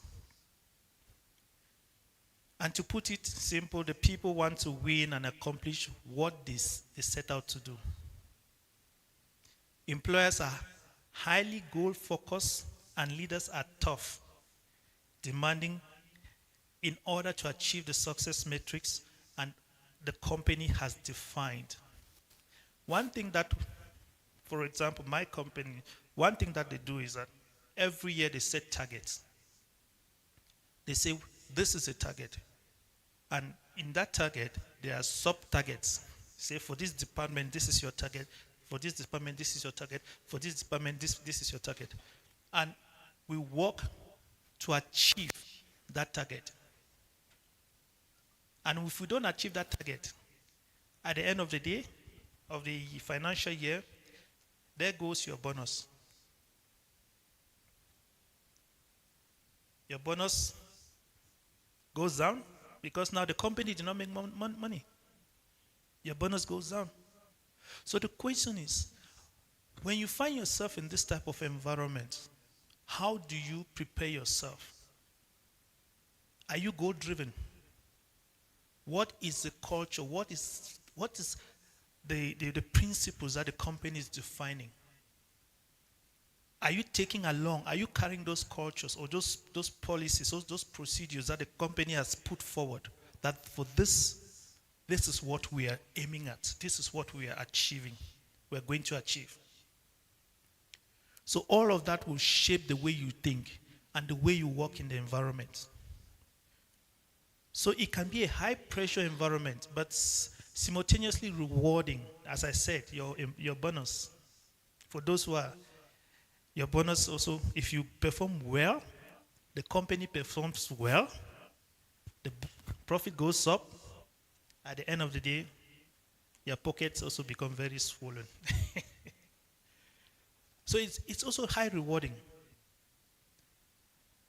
And when we look at the pros, that the employees are driven and highly motivated to achieve their goals. And one of the things that is very common in this culture is that many of the guys, the company will train you, will keep training you, will keep directing the team. So they will keep pushing you to achieve those goals. And this culture also improves performance for the company because everybody is committed to the success of that company. It's very important, but also there's a downside. It encourages constraint, competition that can lead to a toxic environment. Imagine you are in your company, you see this guy is competing with the other person. And because this guy wants to show that he is the best, he will not care about you. Information sharing will not be there. He will not share that information with you. An example. When I joined my company, for 3 months, first of all, when I joined, I came from the American Telephone and Telegraph, working purely on datacomms, working with Cisco devices and stuff like that. And I switched over to my company, Huawei Technologies. Now they are in the IT sector. I'm coming from a datacom sector, having no knowledge in telecommunication. But I found myself there. And in my interview, just to draw this, in my interview, they told me, you don't have anything qualification for the interview for telecommunication. But there's one statement that my manager didn't say. But however, because you have been recommended, I will try you for 3 months. And I told the manager, it's all I need. I just need the try. Because there's this adage where I come from Cameroon. They always say in our local language that na caterpillar go move me for you. So it will be a bulldozer that will take me out of there. That was in 2011. And I've been in that company till today. So you can see, the first 3 months, I was basically learning everything. I knew nothing about the company. I knew nothing about what they are working on. Oracle database, nothing. Telecommunication, nothing. I had to inscribe, I had to learn. I will go into a boardroom where there's an issues, they're solving issues, and I'm sitting there, they are saying left, Y, Z, everything. I said, huh? But I will be sitting there. So that's one thing that you need to also understand. Your dedication is very important. I will sit there. The worst part of it, I was working for a Chinese company. I don't even understand what they're saying. But I'm sitting there. It got to a point that my manager came, Emma, do you understand what we're doing? I said, I know nothing. But because they saw that determination, then they'll call me aside. Okay, this is the problem. This is how we solve it. And there you go. And before I knew it, I started maintaining 3 systems by myself. There was no Chinese guy standing to show me what to do. And I maintained that for almost 3 years. And I got some awards. Because in that 3 years, the system was stable. Nothing was happening. No issues. I took seriously what my job was. I learned a lot. It improved my performance. And again, and Timo was saying sometimes they'll just pay you peanuts. I was earning very low, very low. Even my colleagues were telling me, hey, your salary is very low. I said, I don't care about the salary. I want to learn. Because I know there will be a time where the learning will give me the money. It is not just about money. So when we look at the cons, it encourages constant competition. Indeed, when I could see my colleagues, age-wise, I'm older than them. Academically, I'm bigger than them. But when they come, the young Chinese guys, they rate, I wish they develop things, they do things. Here. I say, hey, this company is very toxic. But again, I stayed. The employees can experience stress and even burnout as a result of constant pressure. I think, Uncle Fu, by the time I went for a brain surgery, that was a result of it. Because stress was too much. But one thing that it has taught me how to deal with stress. It has taught me to work in stressful environment. And that stress has developed a certain quality in me that you can take it forward. And finally, the hierarchical environment, culture, where it applies to work environment that is more structured and process-oriented. Most activities and decisions are dedicated to existing procedures rather than to a lot of innovation. We don't want to change. Kodak said so. Kodak said that same thing. Nokia said the same thing. But what happened? Amen. Leaders are in place to ensure that their team runs like well-oiled machine. So this is what we're doing. We must follow this step. There is no, you don't go around the bush. You follow a specific formula. And they place the bulk of their focus on stability, results, and reliable delivery. And which is good. There's a lot of clarity when talking about the process, a lot of clarity in the communication. They clearly states this is what we are for. An expectation, because nearly everything is prescribed. Before you go anywhere, they know. Employees experience a greater sense of security and stability. Quiet. But now on the cons, the prioritizing procedures over people can make environment feel inflexible and even unsupportive. No, this is how the company is. This is what we stand for. We must do this. This person is pregnant. The lady is pregnant. She has to go for maternity leave. I don't care. This is what we stand for. So it can be very difficult sometimes. People's feelings is not there. Principles needs to adhere to. Too much rigidity can stifle innovation and growth because people are afraid to think outside of the box. So as a member of this type of culture, in a company that operates in this type of culture, you can't even think. Whatever is happening, let it be that is what the company is thinking. And because of that, you become very redundant when it comes to the technology or the job market. You only know what is in-house. You can't grow outside. So when you leave that company, you go out there, then you realize, what am I doing? There's nothing that you do because that's all you know. You know everything about a company you know, but outside you know nothing. So it's very, very dangerous. So we need to understand exactly which type of culture that we operate in. So the question that I ask, what do you do when you join a new company, when you're moving from that new company? So this is a discussion that we're having. An example, just quickly, an example that I have. We tend to interview guys coming.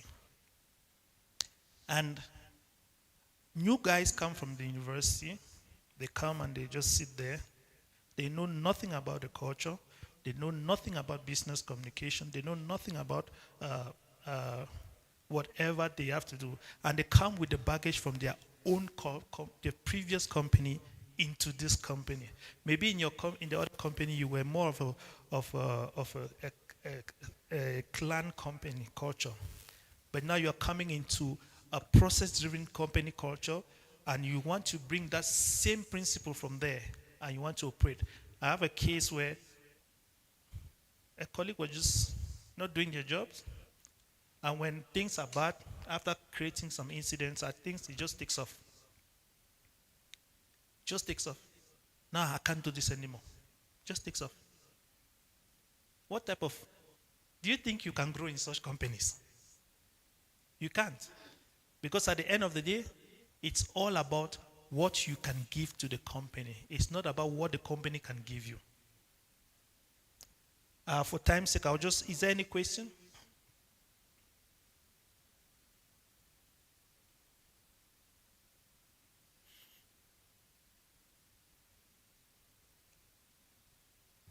Okay.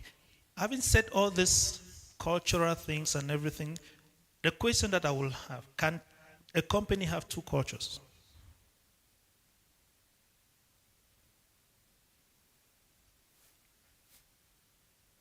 Maybe Auntie Grace can just answer something.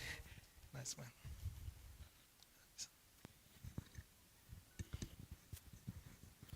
Yes, it depends, because you could have an overarching, culture. Sasol has the values, but in Sasol you have different companies in Sasol.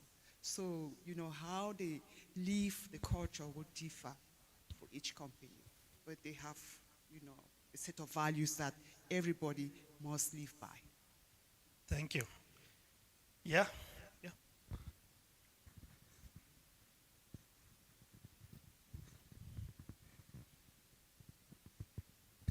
Yeah, so as Auntie Grace says, you would have an organization that has an overarching culture, right? But within the organization, there are different departments with different leaders. So leaders also drive the internal culture of their department. Some of which could be aligned to the overarching culture, but others which are not, right? So within an organization, you would have an overarching culture, but there are also subcultures which are linked mainly, I would imagine, linked mainly by the personality or the type of leader who leads that department. Thank you very much, bro. So I think I've got one question, right? Yeah. So I've just entered the job market now. I've entered the job, and you spoke about a few different cultures. And I'm now in this culture. I just got a job. And let's say one of the cultures is one, like you mentioned, it's hierarchy. I've got to do it this way. I can't think out the box. How do I grow in that type of culture? How do you help like the youth? I'm putting a general question out. Like, now if you find yourself in a particular culture, do you try fit in the culture? Do you try change the culture of the company? What do you do to grow within the organization if you've identified there's a certain culture? Do you adapt yourself towards that culture, or do you change the way you are, or try change the culture? I think from my own perspective, you can't change the culture of a company, first of all. You can only adapt yourself to the culture of the company. So the first thing is that once you get into a company, if you understand the culture of that company, the question you should ask yourself, am I able to adhere to these cultures? Am I able to adhere to this culture? Am I able to work the way the company wants me to work? Okay? And if you think you can, the next thing that I would suggest or advise, get yourself equipped in that culture. Get yourself equipped in that culture, because that's where you get the optimal value for yourself. And you are aligning with the culture of the company. You are not going out. Try to understand, what are they doing? How do I get myself valuable in that culture? Then you will understand, at the end of the day, you will see your life will be growing. You'll be growing. And again, sometimes always try to see, do I have the tendency to rely just on this particular culture? Is it just this culture that I want to be? Develop yourself, but also think about other cultures where you also would like to, because there will be a time that you will leave the company that you're working and you want to go into another company, knowing that the culture of that company is different from the company that you are coming from. You need to align yourself in such a way that if you find yourself in the other company, you will also flow. So I think that education is very key in understanding where you are and what to do and how you can maximize yourself to be efficient out there. Yeah. Thank you, my brother. I think that was really, really, really blessed. I think, the importance of culture in an organization and understanding, as Brother Emma just mentioned today, can really change the trajectory on your career. For example, when I started at Ernst & Young, the culture was, if you can't work hard enough and fit in, you gotta go. That was the culture. We used to work 7 in the morning till 10 at night. And some people would say, that's crazy. How can you work those hours? And sometimes until 11, 12, 1 at night, But that was the culture. The culture was you do whatever it takes. And it doesn't mean you got to stay there, right? But if you want to achieve in that company and get to the position you want in that company, that's what it takes. Other companies are more relaxed. Some companies are, so I think it's all dependent on where you find yourself. And you got to see, do I want to be here? Can I do what this company requires? I had a staff meeting the other day. Our business is very intense when it comes to sales and marketing and, working over hours and time and pressure, because we're dealing with people's money. It's a tough thing. And I said to my staff, I said, if it's not for you this, then we don't hold you back that you want to leave. But if you want to work in this place, this is what it takes. So I think understanding the culture of where you are will really either, take you forward in your job, or you might realize, this is not for me, and find a culture that fits you, because that's where you can grow. So it doesn't mean if you're in the wrong culture, that's the end. It's about finding what is the right culture, where's the place. But understanding the culture will help you grow in your career. And just to add to that, just quickly, also don't stay quiet in your work. There are times that you might find yourself in a certain function, you're operating as a certain person, but that is not who you are. Talk to your boss, talk to your managers, Tell them that, please, I like doing this. I want to be put in an environment where I can excel in my talents and my gifting, rather than just sitting there and just trying to earn the money. Yeah. But you are creating more problems for yourself. So communicate, talk to the people, talk to your managers. Then they will be able to guide you through, or they will be able to move you from one position to another position in another department where you become more relevant in your gifting and work. Thank you very much. Thank you very much. Everyone, please do.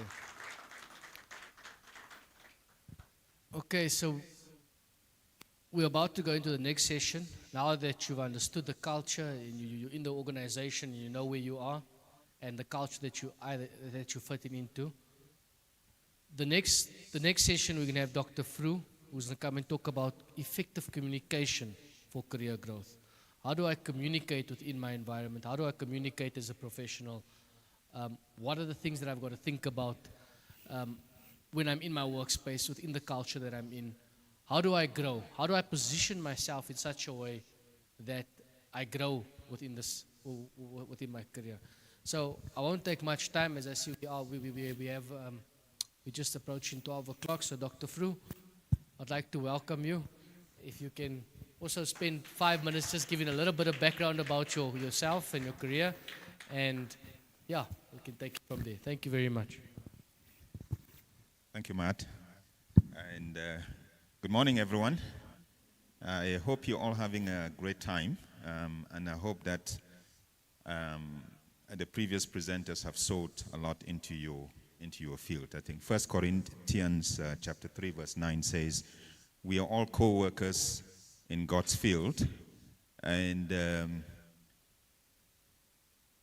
we are all co-workers in God's service, and you are God's field, and you are His building. So I hope that we are all sowing into your field. So before I start, a little bit about myself. Been in corporate for 30 years. I was speaking to my brother here the other time and said, what took you so long to step out and do your own business? I said, I didn't have the courage. Literally, I had no courage. You sit there and you have that paycheck that comes every month and you go, if I leave, what happens?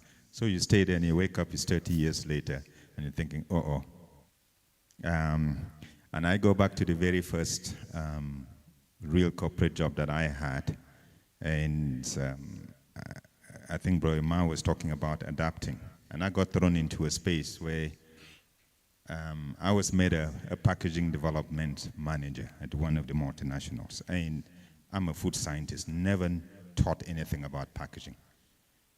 So I struggled, but I was determined, and I prayed. And 6 months later, I realized that God answered my prayer and became my barber. So I lost all my hair because of that. But I survived. And today, that skill I'm using in my own business. So what I'm going to talk to you guys about today is communication. Can somebody project my, okay, is it on? Okay, cool. So effective communication for career growth. And I like this session to be as interactive as possible. So I'm going to ask questions. Yeah, cool.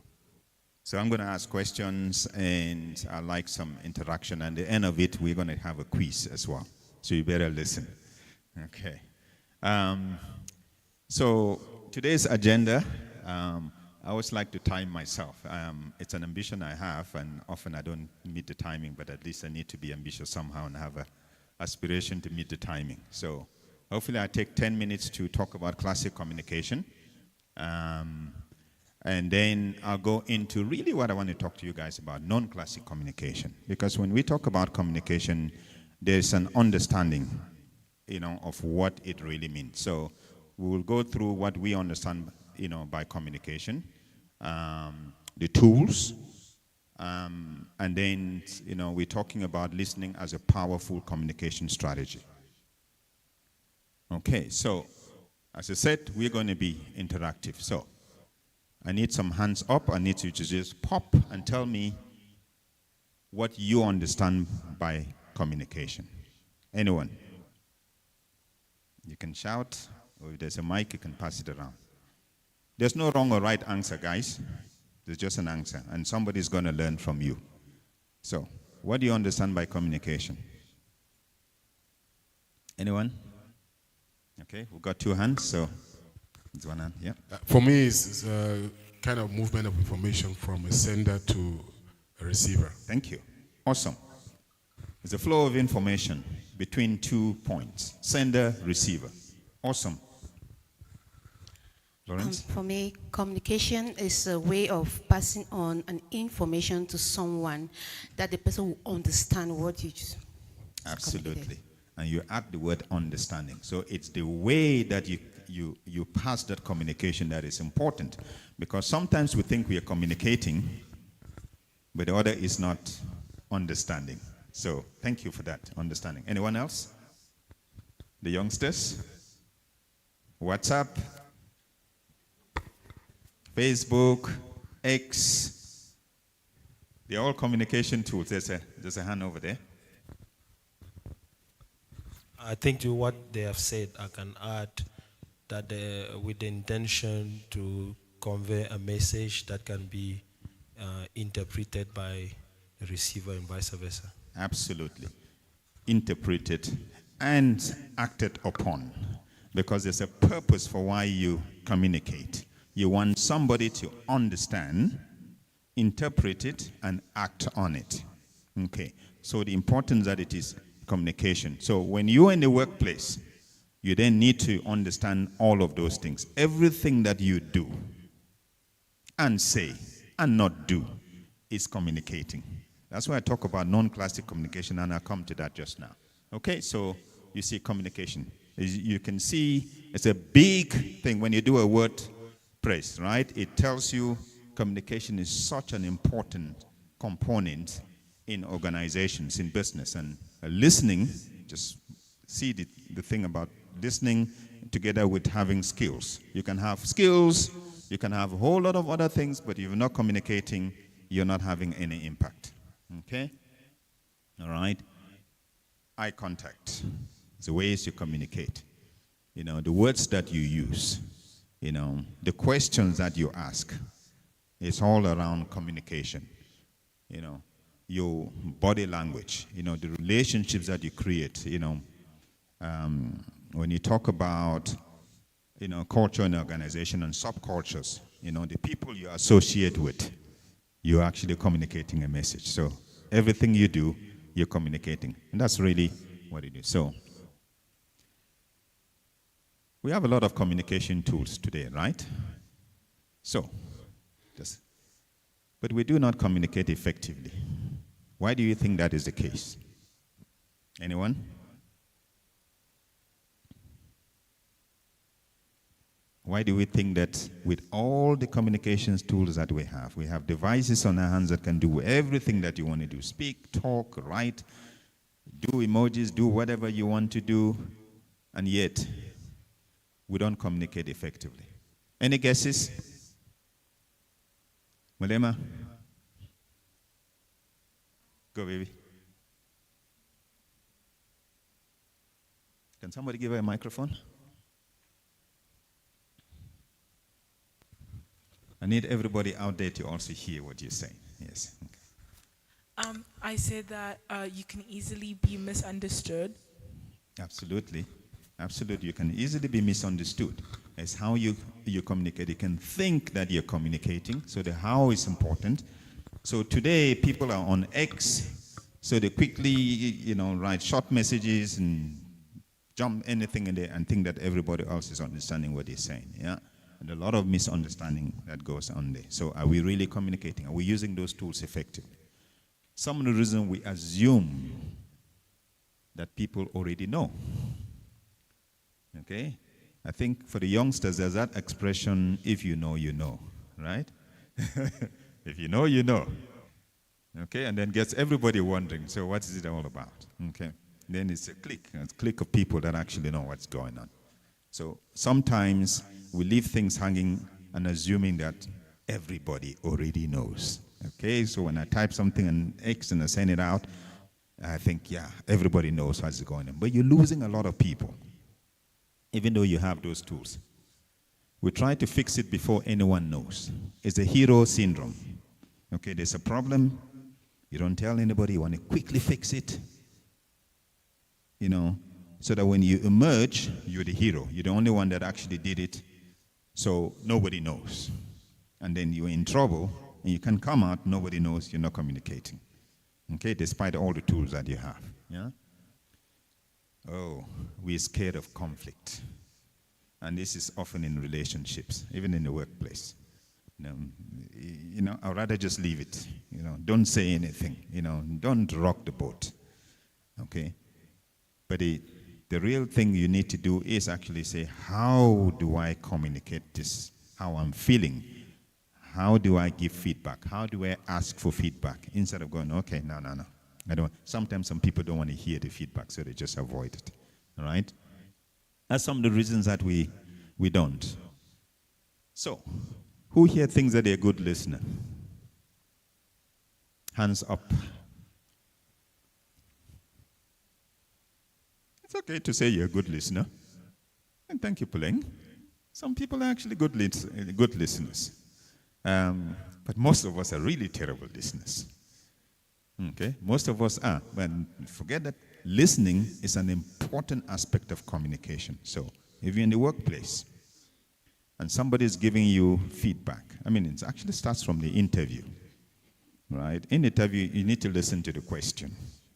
Don't listen to immediately give an answer. Just listen and understand the question. And sometimes it's okay to say, can you repeat the question? I'm not sure I understand it. You get a lot more respect there than to try and wing it.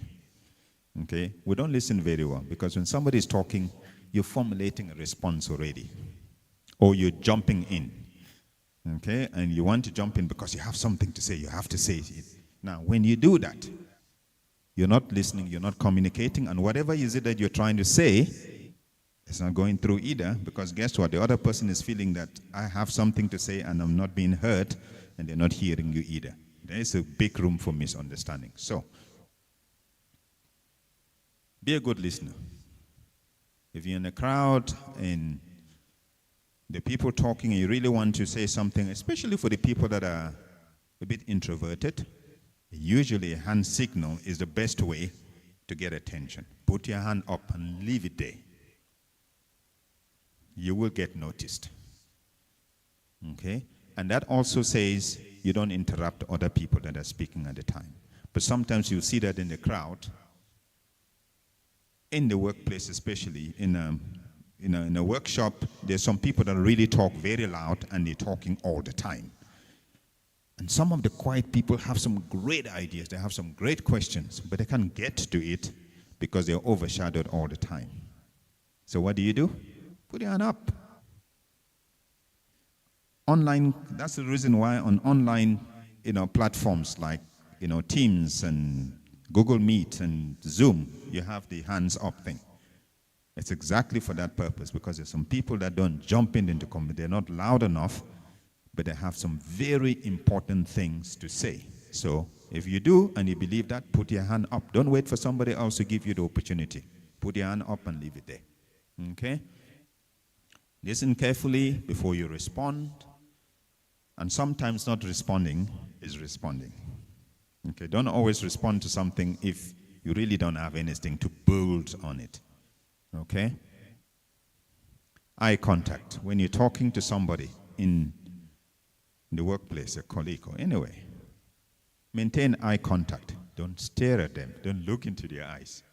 But maintain eye contact. That means their face is there. You're there. They say to you, I'm present. I'm hearing you. I'm listening to you. And when you do that, sometimes show a sign that you are not. Show that I'm hearing you. Sometimes ask only clarification questions. Don't interrupt. Just listen. Let me understand. Did you mean to say X, Y, Z? Okay, and then you stop and let the person continue to. So that's communicating. And that's such an important thing for you to be able to get information and lead in the workplace. Okay? As I mentioned that. Do not listen to respond, only ask clarification. Ask and give feedback. And that's such an important thing. People are afraid to get feedback. Or we want certain type of feedback. So when you post something online, especially today, you want to see how many people have actually responded, how many people like, how many people, love it, and, what you get, what's the followership and all of that. Nothing wrong with that. Okay? So you're wanting feedback. You're asking for feedback. Okay? But in normal communication, especially in the workplace, the way that you know how well you're doing is to sit with somebody that matters, usually your boss or a colleague. Just ask a question to them. How do you think I'm doing? Is there anything that I can do better? Is the most effective way for people to see you. They say, no, this person is conscious, they're willing to improve themselves. That's why they're asking the question. And be prepared for the answer, because sometimes it's not always positive. Okay? And at the end of it, when somebody's giving you feedback, what do you say to them? Anybody? Anybody? Thank you. That's it. Do not explain. And you find that also in relationships, right? Somebody's giving you feedback, you go, yeah, thank you, but. But you're trying to explain. Don't. Just say thank you. Thank you for the feedback. Don't say, I hear you. Because that's another expression a lot of people use. They go, I hear you. Actually, you heard nothing. That's the impression you leave. Always say thank you. Thank you for taking the time to give me feedback. I really value it. That's it. Leave it.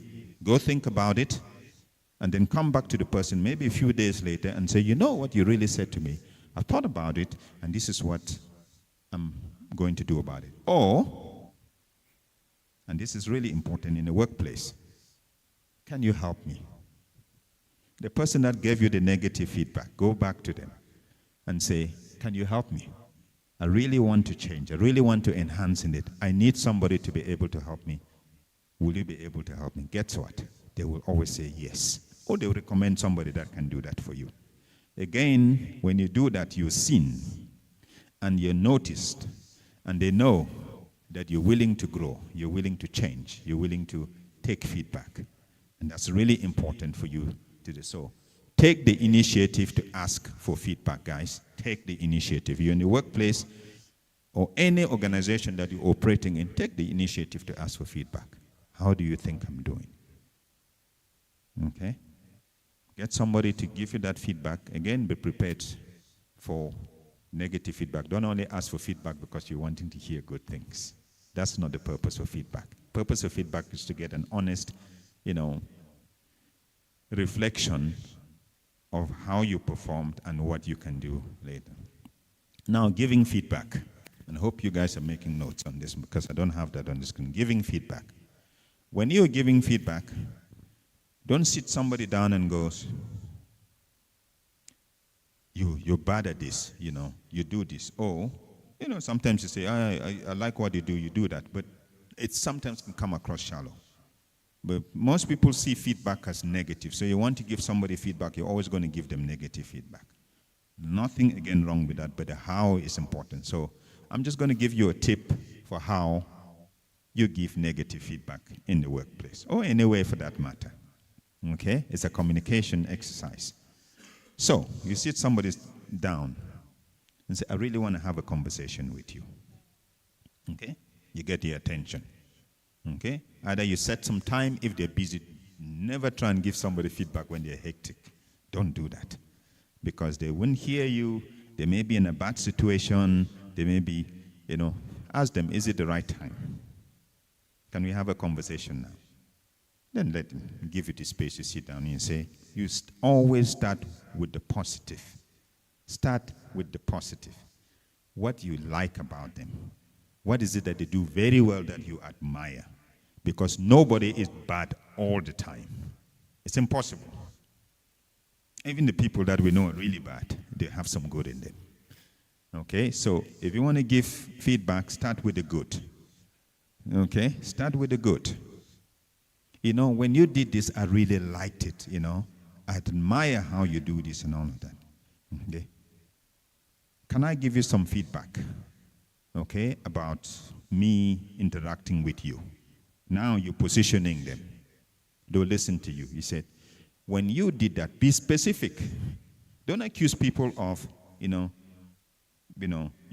were bad to me, you were hurtful to me, you were done. You say, when you did X, Y, Z. When we spoke earlier, for example, and you raised your voice, this is how I felt. Okay?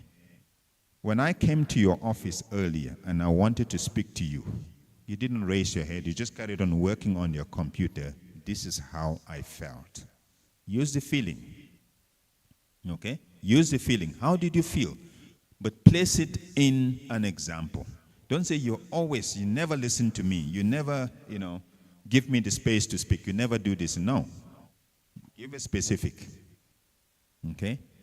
Then, provide a solution. What I would really like you to do the next time when I come to your office and you're busy is to let me know to come back later. So you haven't just accused them of ignoring you. You've indicated how you felt, but you've also then offered them how you would like to be treated. Okay? So they know, because sometimes they do that without knowing. They actually don't know. They don't know that when you were talking to them, they're busy on their computer and saying, you actually felt like you were not being heard. In the meantime, they thought that they were actually listening to you. So that's how you give feedback. Any question on that? Okay, so let's go to non-classic communication in the workplace. And I'm going to use a career development model, and I really like you to pay attention to this, which I learned very early in my career, and that changed my career significantly, and I've always kind of used that. You know, when you walk into a workplace, like Tanya was talking earlier, and Ima said, we come in, and Timo was also saying, we come in with an attitude. Sometimes, we're entitled. We think that we're the best thing that ever happened since Google. Nobody cares if that's the approach that they take, because they can replace you. And remember that job is not your job. It's a company's job. They can give it to anybody. Okay. So it's very important that the steps that you take to, and this subject here is how do you grow your career, through communication. Now, remember what I said earlier. Everything you do is communicating. You're either communicating how bad you are in your performance, or how good you are in your performance, or how bad at an attitude you are, how good you relate to people, how bad it. So you're always communicating. When you're always late, or you're always coming earlier, and you're always leaving early, there's a whole lot of things that are happening that you're communicating, and you don't know that you're communicating them, because people, guess what? They're reading from that. And they could be misunderstanding you, but if you're not aware that you're living that, you're in trouble. You could be in trouble, let me put it that way. So you need to intentionally, influence that. So I want to just build this. It's what I call the career development model. It starts with the gatekeeper. You have to get through the gate. Once you've got the job interview and you have the job, your real job really starts at that point. A track record of great results. You have to deliver. You were employed to do a job. You have to do it very well and consistently. That's your gatekeeper. Okay? But it's not enough. That is just to keep you in this job. It's just to keep you in a job. It's not, that will not grow you. It will not take you somewhere. Know how you go in, you work very hard. You're doing the same thing. You're doing it really well. And you're wondering why I'm not being promoted. Because that's the only thing you're doing. You're thinking, I should be promoted because I'm doing it so great. But it's only your getting through the gate. Because there's a whole lot of things that you now need to do on top of that. Once the gate is open, because that's your key. Get through the gate, these are the things you need to do. Number one is functional excellence. Okay? What does that mean? Again, the previous speakers talk about it. Learning, adapting. So as an employee, you are expected to continually grow your functional expertise. So if you're an HR manager, you're a finance manager, you're a lab technician, you're a research and development technician or technologist, you got to be the best at it. That's called functional excellence because that's your function. You got to be the best. Are you the go-to person? When somebody wants to know something about your field, did they come to you? When you see people coming in and asking you the question, how you do that? How is it that every time somebody asks you a question, or you always answer the question, or you always just know the right thing to say? When that comes, you are being seen as a functional expert. But it's not just by you winging it, it's you continually growing yourself, learning, reading, practicing, asking questions, getting feedback, and growing. You become in that function. So whatever is it that you've done, whether you're an IT person, be the best. Okay? Be the best. Okay? Once you start to be the best technical expert, guess what? When they need somebody to go to another department or another company in another country, for those companies that are multinational, in that space, guess who they're going to look for? That person that really knows the job. So what have you been doing? You've been communicating that I'm the best at what I do. At this function, you go no further. You got to aim to be that. And also, lastly, know how your role fits, okay, into other functions. An organization is not an island of different functions. It's integrated. Every function leads to something, works with some other function, in fact, with all the functions, in order to deliver value for the shareholder. The shareholder could be just one single owner, it could be a group of shareholders, it could be other companies, but every function, whether you're in HR, whether you're in IT, in finance, or technical, or operations, everything you do, it's meant to create value for the shareholder. So know how your job affects the other person. So an example, the IT guy is sitting in the back room, you don't see him. He may not realize that he's actually a business partner, an enabler of the sales system to work. He thinks that he's there just to make sure that the computers are working. Okay? That's fine. But if you don't know that if the computers don't work, you can lose millions in a day because your sales handheld devices, if the guys go out and they scan, don't work because the IT guy did not do something. It's just that thing. You need to know that because when you know that, guess what? You become the best at it. You know I'm influencing sales. I'm not just an IT guy. I'm now influencing sales. You start to do that. Functional excellence. That's what we're talking about. Okay? Number 2, leadership competencies or capability. And it's a very broad word. Okay? Leadership is about delivering. It's about relationships. It's about setting up a vision. It's about getting people to follow you. It's about being prepared to take, take the extra heat. And they say great leaders absorb pressure and then transmit clarity. So every leader has got somebody above him. Even the highest leader has got God, right? So when there's pressure on you, bad leaders, what do? Straight down to to their to their people that report in. Oh, it's because my boss is putting pressure on me. That's why I'm putting pressure on you. Wrong. Okay? That's not leadership. Leadership is saying your boss is putting pressure on you. You need to absorb that pressure. When you then go to your team, this is where the communication comes up. You got to then give them clarity of what needs to be done and why it needs to be done. And the why is not because your boss is putting pressure on you. The why is the benefit that that will bring to both that employee, to you, and to the business. Okay, that's transmitting clarity. And then the belief that your people can actually deliver. Okay? As James Hume says it, and he was a great speech writer, the art of communication is the language of leadership. So it's important to be a great leader. Communication is one of them. So taking others with you is essential of being an effective leader. So how do you take others with you?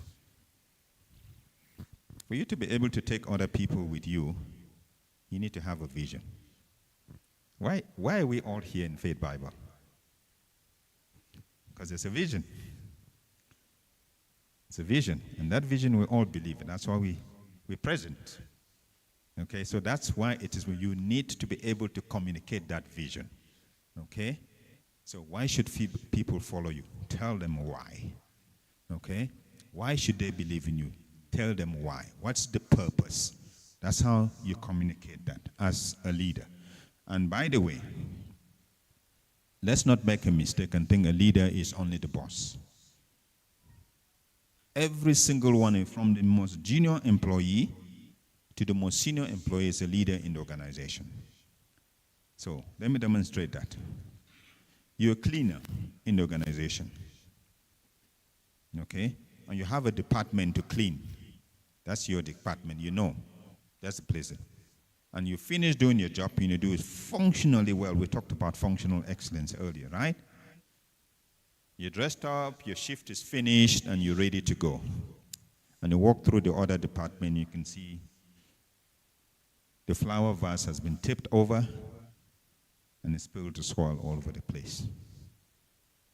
Now, a good leader, even though they're a cleaner, would say, this is my company. I know it's not my department, but anything that's wrong in that department reflects on me. Guess what? They would stop, they'll put the flower vase back, clean it, and then go. So they wouldn't say, oh, it's the boss's problem. The boss needs to go and get the right person to come and do it. It's not being a leader.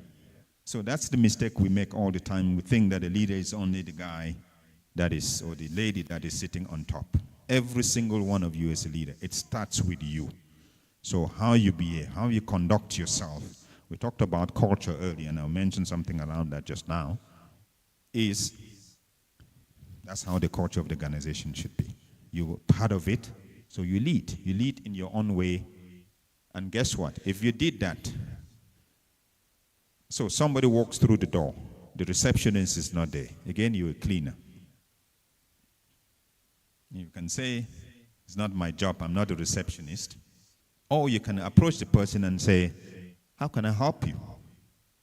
The person will say to you, and you say what did you say, I don't work for that department, I'm a cleaner. However, if you take a seat, I will find out who can help you. Leadership. Guess what? If you're that individual, people can see you. Guess what you're doing? You're communicating leadership. That's what we're talking about. You're communicating leadership. People are noticing it because that person you'll go and see that person, they will realize, oh, this person did not just relegate themselves to being a cleaner, they actually saw themselves as a leader to be able to sit down a visitor. You never know who that visitor is. Could be a very important person. You never know how they come in all shapes and forms and ways, so you don't know. By taking that leadership, you are actually communicating that I am the employee to have in this business. I'm the one that needs to be promoted, to be grown. And I have seen in my 30 years in corporate, as a beauty of it, seen so many people that started as cleaners and become departmental heads. And why? They played leaders. Attitude. Okay. Now, The next one is organizational savvy. And that's the last but one, so mindful of time. In organizational savvy, we talked about culture earlier. Okay? When you go into an organization, usually the written rules, there's our values, you know, the things that we do and don't do and all of that.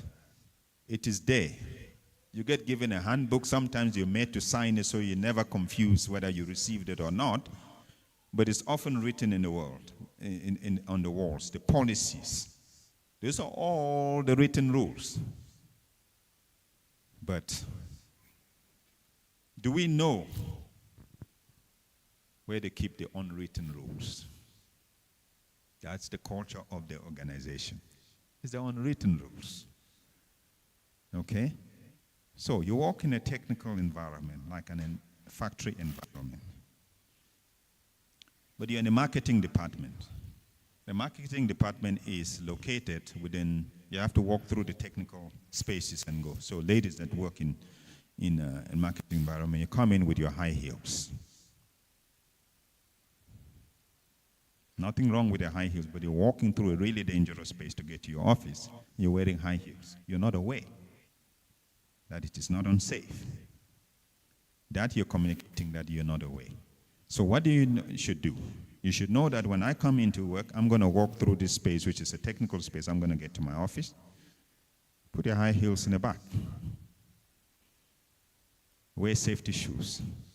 The organization would typically always give you safety shoes, or wear shoes that are safe to walk in that space. And then when you get to your department, you can put on your high heels. And it's okay. Okay? So read the room. Let's call it reading the room. When you walk in, understand the fabric of the organization. Some people call it the smell of the organization. Those are the blind spots, the things that nobody tells you about. They're not written anywhere, but everybody practices it. In one organization, we used to take bets on who is going to last the longest. When the new people that come in, we take bets and give them 6 months to a year and see whether they will survive. Some of them did, some didn't. And it's all, the difference was the ones that were able to read the room, the others. Okay? So be aware. Dress codes sometimes is not written in there because sometimes that's against the Constitution, how you dress, except in safety environments where you need to wear protective equipment and all of that. But how you dress to work usually is not legislated, but organizational culture legislated without you knowing. So be aware of that. I've been in an organization where I walk in my tie and suit and nicely dressed up, and everybody is in jeans. Okay? You look overdressed, you're out of place, you look like the guy that cannot do their job. And the opposite is true. You know, usually in accounting firms, all in gray suits and ties, and then you come in with your jeans, and nobody will trust you with your money. Imagine going to a client dressed in your jeans and stuff and as a financial manager. Matt. So they wouldn't trust you with your money. So it's all about communicating trust. I can be trusted because I can dress up. I know how you are. If I can dress up really neatly and not, you can trust me with your money. Has nothing to do with your ability. It has nothing to do with your ability. It's just what you're communicating. It's what they're reading from what you're saying. So it's important to be aware of that. And one very important thing that a lot of people don't, and I really urge you to go and read up on that. Watch YouTube videos on having a sponsor in the workplace. Okay? You never see it in the rules. So what's a sponsor? A sponsor is that individual, usually a senior person, that will speak for you when you're not there. That's your communication arm when you're not there. When you're not in the room, that person will speak for you and will lift you. And it's one of the biggest impacts. When you walk into an organization, watch. See the people that have influence in the organization. They communicate in one way and another. They have power centers and stuff like that. And you can see the way they do. Avoid the aggressive ones, even if they get their way. Okay? Because those, as soon as they step and you were out and you were associated with them, you're gone with them. Okay. Look at the ones that influence, the ones that help, the ones that are influential, impactful. Go to the individual. Tell them, I really like the way that you do stuff. Again, it's feedback. You know, I'm new in the organization. Or I have been in the organization for so long. I really have an ambition to become that. Do not never be scared to state what you want to become. I would like you to be, can you be my sponsor or mentor? Okay, somebody that will give you those blind spots. Can you be? Because I really like somebody to be able to guide me to navigate the blind spots in the organization. Guess what? 100% of the time, they will say yes. Okay? So find a sponsor. Always do. It's the biggest impact that you have in the, that's people that communicate on your behalf when you're not there. Okay? Somebody raises something negative about you, they find a way to reverse that. And they always lead with a positive thing about you. But that comes with making sure that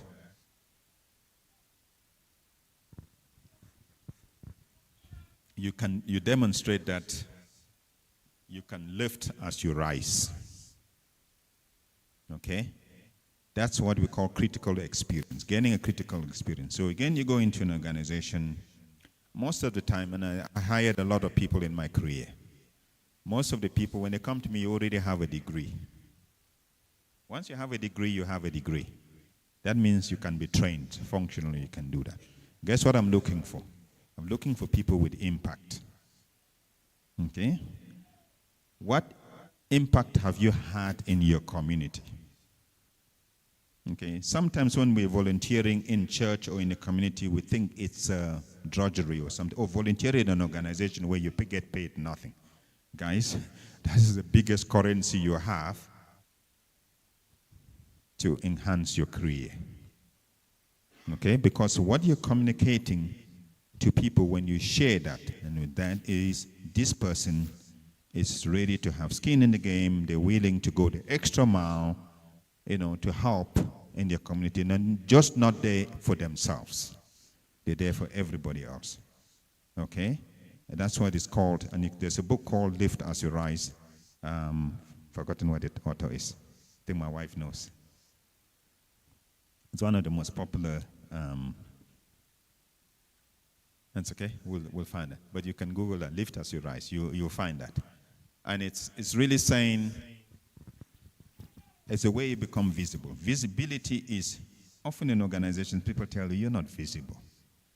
It's not because you come to work late or you leave early or anything. You're there. You do your work. Remember we talked about sustained great performance? You're doing it. And still telling you you're not visible. You know why? You're not doing these things. You're not the one that puts up their hand to say, I want to volunteer in the community. Not just when Nelson Mandela Day comes and we all go out and we paint. That's important. But it's always. Even when nobody is looking, you're volunteering, you're doing stuff for your community. Or you're assisting a work colleague. They're struggling with something. They have extra work that they have to cope with. And you step in and you say, offer to help. Can I help? Is there anything I can do for you? Guess what? You've just communicated to that person that you care. And therefore, what are they going to do? They're going to care for you. So every chance there's an opportunity that comes up, they'll say, this person actually was very willing to help me. Okay? Volunteer to work in another function. Again, this is all communicating your availability and ability to go the extra mile. Go and work in another function. That's on top of your existing role and not getting paid for. Sometimes you switch a function to gain experience called critical experience. Okay? So you want to be a general manager someday, and you're now just, a marketing manager or marketing or brand manager. Let's say brand manager. Okay? Now, but you want to be a general manager. General manager needs to understand operations, needs to know finance, needs to know HR, needs to know all of this. And that's why they're called general managers, because they know all of this and they know how they fit together. So what do? As a marketeer, brand manager, go and spend some time in the finance team. Understand how they do stuff. Go to the factory. Marketing people often don't go to factories. mindful of my colleague sitting there is marketing.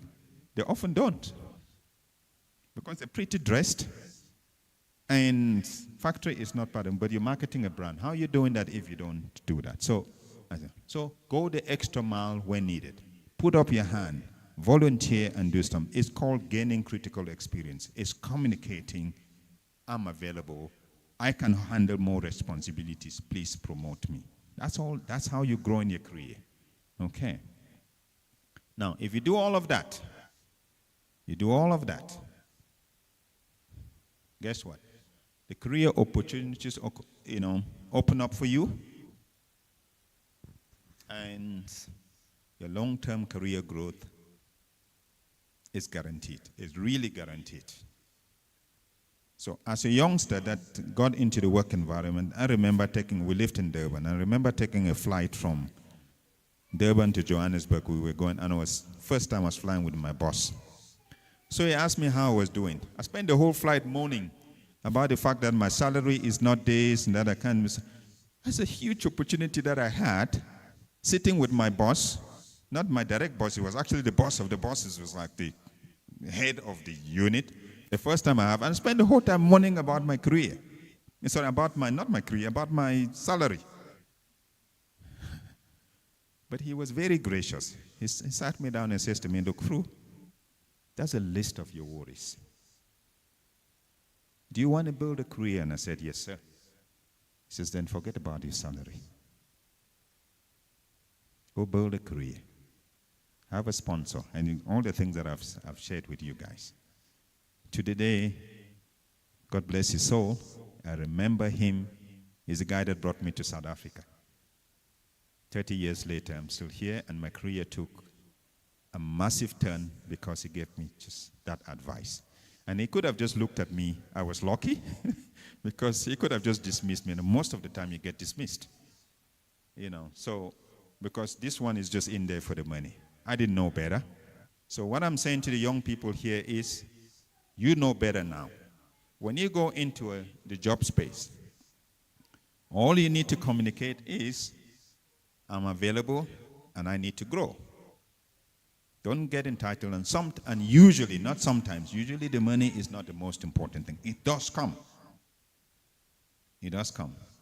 Your visibility is important. Critical experiences are important. Your functional excellence is important. And those leadership skills, continuously develop them, and you'll never fail to grow in your career. Thank you. Amen. Thank you, Dr. Fru. I think that was really an impactful session. I also want to emphasize that to the youngsters again. I often say that to lots of my younger employees, and something my dad and I learned. In your 20s to 30, don't chase money. And I think that's the thing where most youngsters and most people in the workplace look. They try to chase, how much am I going to earn? What can I do? I'm doing this work. I'm not getting paid for it. I'm working overtime. I'm not getting paid. One of the key things, as Dr. Fru, I think I love what you mentioned at the end, is if you want to build a career in your 20s to 30s, build network, build skills, build knowledge, add value. If you can add value and build your network, the money that will come in your 30s to 40s far outweigh what you ever could have imagined in your 20s and 30s if you chase that. So I think, very, very wise words of wisdom there. When you're young, network skills, learn, do more. I have one guy, I have 2 employees, same position. The one guy every single day will say, what else can I do? He wants to be part. He'll sit with me sometimes till 7, 8 at night, and I ask myself, why? But I see the value that he's wanting to learn. He's showing me that he's wanting to do more and learn more. The money will come. He actually earns less than the other employee. 30 to 40% less. But the value that he showed me in the last 6 months, I know he's a guy I'll hold long term. Take him leadership, he'll become a manager and hopefully a director one day. Just because of his attitude of showing that he'll do whatever it takes. He wants to learn more. He wants to be more. For me, that's more value. And I think many employers out there think the same. As you mentioned, your big boss one day said to you, build a career when you're young. build a network. We sometimes don't understand, even being in the workplace, the people that we come into contact with. They're your network. Your network one day becomes your net worth. And I think that's a key thing I want you guys to take away, especially the youngsters in the professional space. Don't ever undermine who you're working with, who you're meeting on the other side, who you're meeting at meetings. You get to a point where your net worth, your network, that I need a doctor now. I don't have to go to the doctor. I found the doctor. He's our pastor. I found him. But I mean, I've got many doctors who found them. You're saving money. I don't spend money on hospital fees. I don't spend money on lawyers' fees. I don't spend money on almost anything because of my network.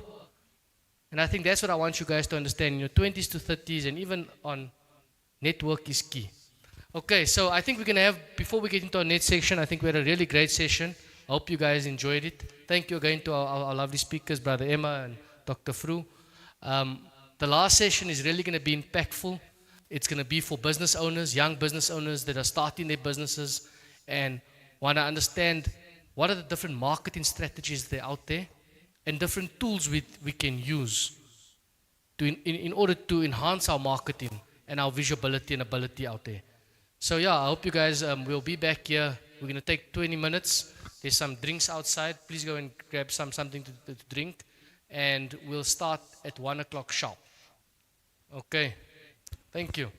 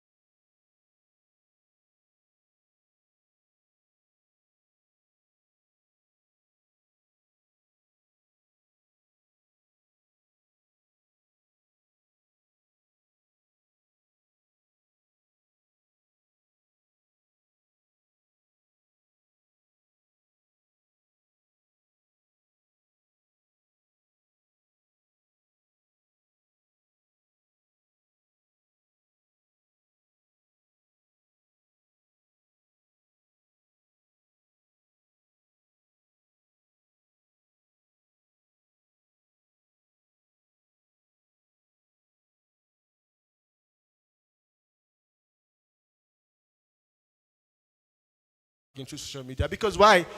Our sites, when you have a website for your business, there's always a link to your social platforms. There's always a link.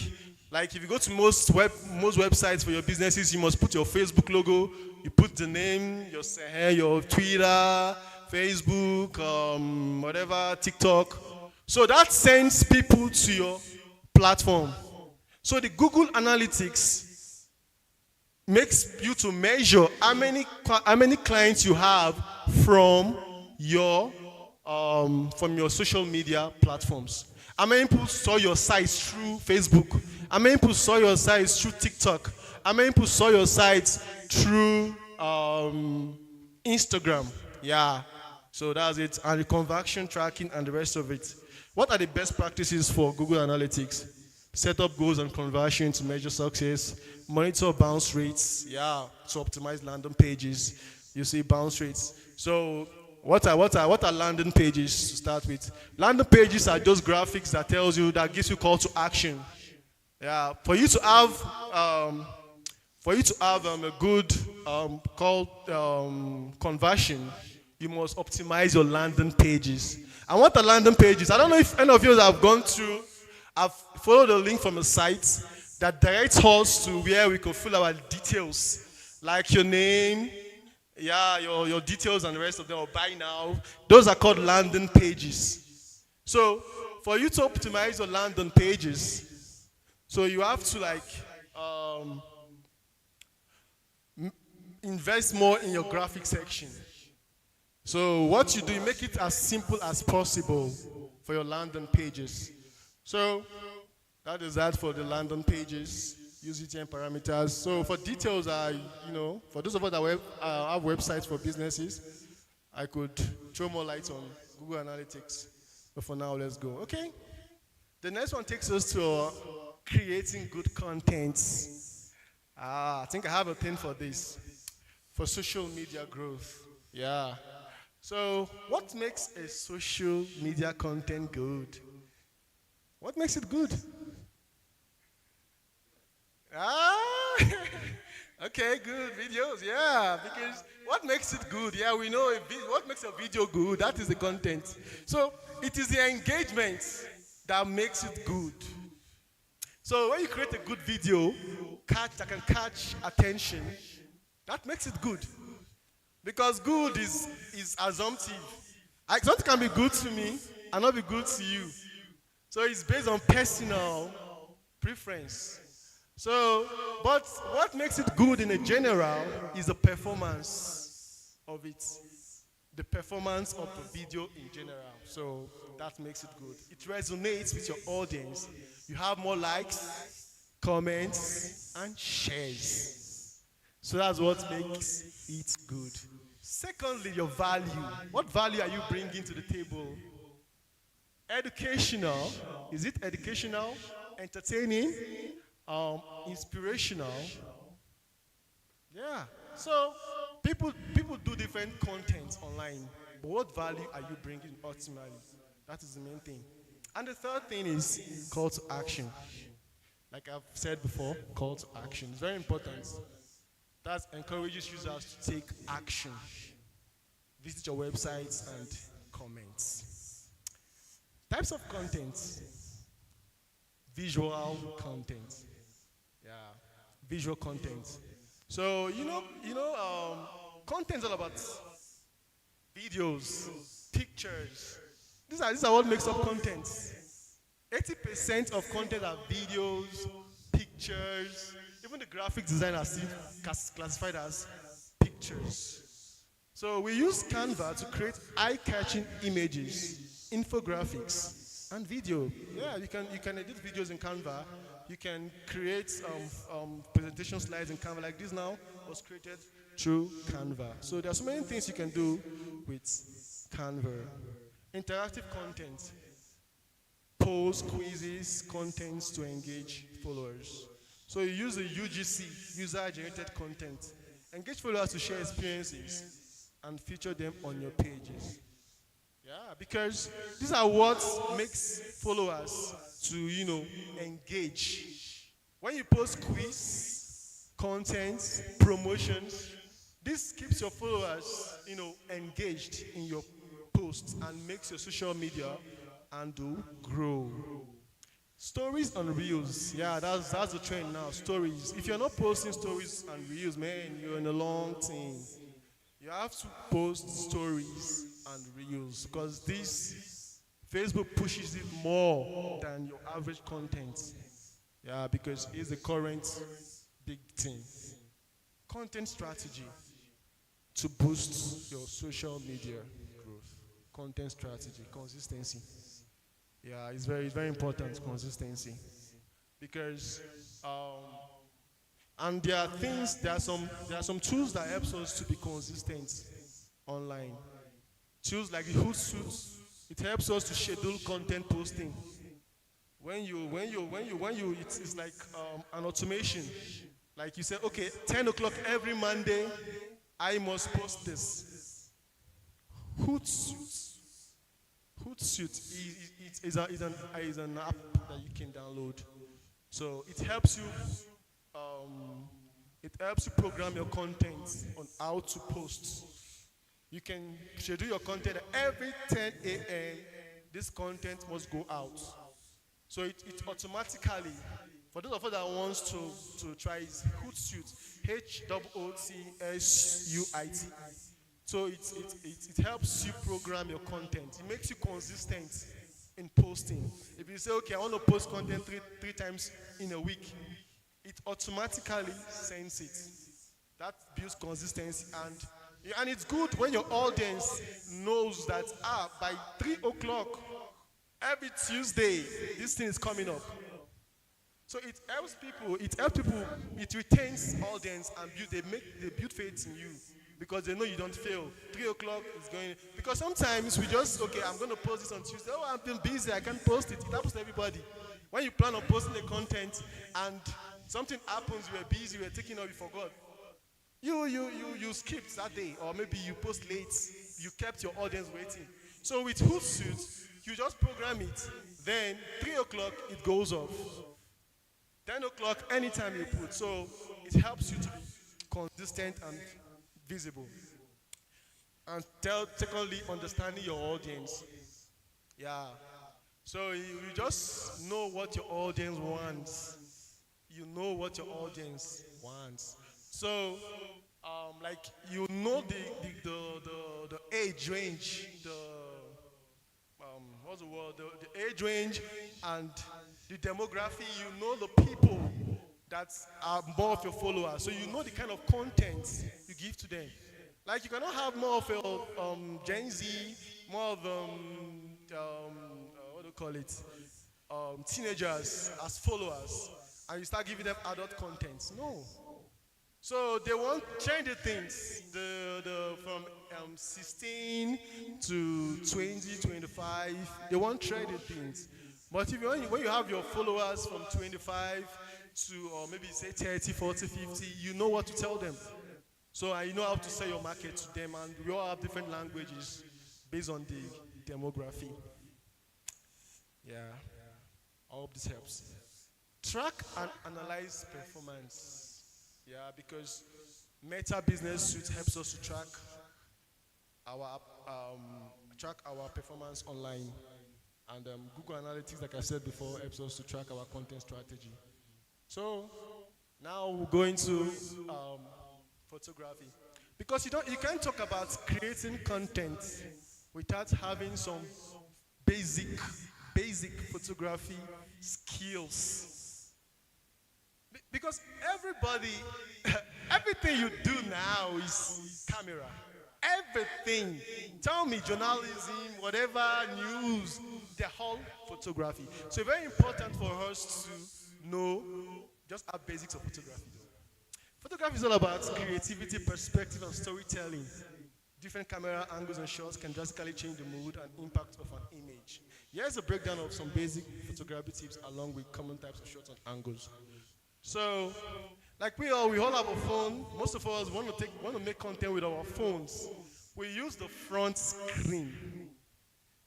The megapixel of that front screen is quite low. To get the best quality of your phone, the back end, that is the main camera. So next time you want to make a content, we would like seeing ourselves through the screen. We want to see ourselves. No, the back, that is the main camera. If you flip it, you get very good quality from behind the screen. Like, I'm not my phone, just the back camera, the back, not the front. So next time you want to create a content with your phone, don't use the front camera. It's very deceptive, because you want to see yourself. But when you get the quality, the good, the best, it's the back. Because the megapixel of the back end is much higher than the front end. Even where it's more tempting for us. And secondly, before you use the back end of your camera, make sure you clean it. Because most times, our cameras, the screen are always covered with sweat, and we always touch it most times. We make mistakes. So make sure it's clean and the sweat are all in it for you to get a good result. That's just, by the way. Understand composition, rule of thirds. Apologies, I didn't put, I would have spent the rule of thirds there. So just, most of us want to we have a phone. The rule of thirds simply means camera angle, how you position your cameras. Like, I might be walking to this direction. There's a tendency that you give me the whole called looking room. Like, I'm looking this direction. I was meant to be at the edge. From your screen now, from your phone, you're going to see, if you press your phone now, you're going to see I don't know if you've seen lines on your phone where they draw lines, 3 lines, like a graph. So those ones are there to help. Most of us see, but we don't know the meaning of those things. Those lines there helps us to position yourself. They are there to guide you where to stand. That's rule of thirds. So on your positioning, you have to be on the last grid or in between those grids for you to get a perfect composure. So that's why I say understanding composition. So 3x3 grid on your image. That's 3x3. So you have to position yourself. If I'm going towards this direction, the camera is on me now.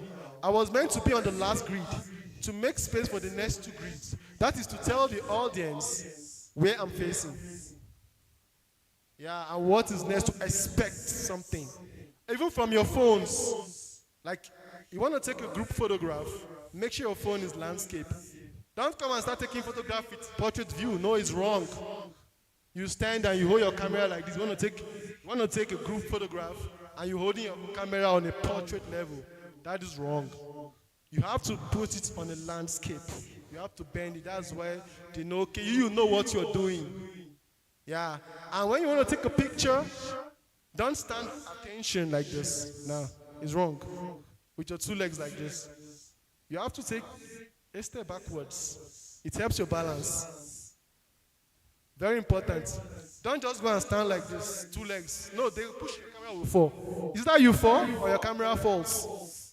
Both of you can even fall. When you stand with your 2 legs closed, no, you must create space. It helps. Anybody hit you, you're free, you're flexible. Understand? And you can easily go forward and go backward. Because when you stand with your both legs closed, you can't. I don't know if you see me. You can't. So, but when you're balanced, your positioning, you can zoom in with yourself and zoom out. So these are just some takeaways. So framing your objects and element, doorways, blah, blah, blah. These are just focusing on the rest of them. Focus on lighting. So the best time to take pictures, a golden hour, when the sun just rises up. And also the second best time is when sun sets. When the sun is going down. This is our favorite time for taking pictures. Not taking pictures on a hot sunny day when the sun is bleaching your eyes, no. And one takeaway again, because if you want to take a picture during a sunny day, always face the sun. Let the camera back the sun. Go against the sun when taking pictures. Let the camera back the sun. Not taking the camera lens against the sun. You're going to get a bleached picture. picture. I've seen so many at times, so many people want to take picture. They start looking for the good. But once you know these simple rules, you get the best quality picture when you back the sun with the camera. So this is one thing. Golden hour is sunrise and sunsets. It gives you warm, light pictures on a cloudy day. So on that thing, keep your camera steady. I think I've explained it just now before this point. Keep your camera steady. How do you keep your camera steady? It's when you stand well. In case of those of us that don't have a tripod stand, we don't have a tripod stand. So you can be your own tripod stand by the way you position yourself. Yeah, so that your hands don't shake. Yeah, so tripod stands can be essential for stable shots, especially in low lights when using slower shutter speed. Yeah. So what are the types of shots? We have the wide shots, medium shots, close up. I think the screen, low angle is there. These are the type of shots. And the POV to show exactly what the subject is seeing, like what I've explained earlier. So point of view, rule of third. If I'm facing this direction, then it goes on. And there is also called eye level, eye angle, and low angle. Bird eye view. Bird eye view is, if you look at the second picture display there, that is what they call the bird eye view. When you're taking picture, I know those of us that have seen pictures like a drone. So it's called a bird eye view. These are the names of those shots. Drone shots, you get a bird eye view, picturing houses and buildings from the top. Eye angle, yeah. Then those again that takes from the down is called the low angle. And close up is for your portrait up. So that is that. What are the best practices of social media before I let my other speaker come in now? Consistency in posting, we said this before. Respond to comments, engage your audience. You cannot just post something and abandon the post. Who do you think will comment on your post the next time? Engage your audience. They are humans, they are not bots. You engage them. Anybody that comments on your post, don't feel like celebrity. You thank the person. If you ask questions, respond. That is why you posted in the first place. So many people will just post online, they will feel like, let it just be there. No. Why did you post in the first place? If you're not there to share ideas and respond. Use paid ads. Yeah, use paid ads. These are other inorganic way of boosting your content. Paid ads. It's inorganic growth. They monitor and adjust. Use monitor by Google Analytics, Meta Business Suite. I think I've said this before. Yeah. So conclusively, just a recap, by using digital tools like Canva, Meta Business Suites, and Google Analytics, marketers can efficiently create content, manage social media accounts, and track performance. Yeah, that's a key takeaway. Digital marketing success requires right tools, a solid content strategy, and continuous analysis of performance. Thank you.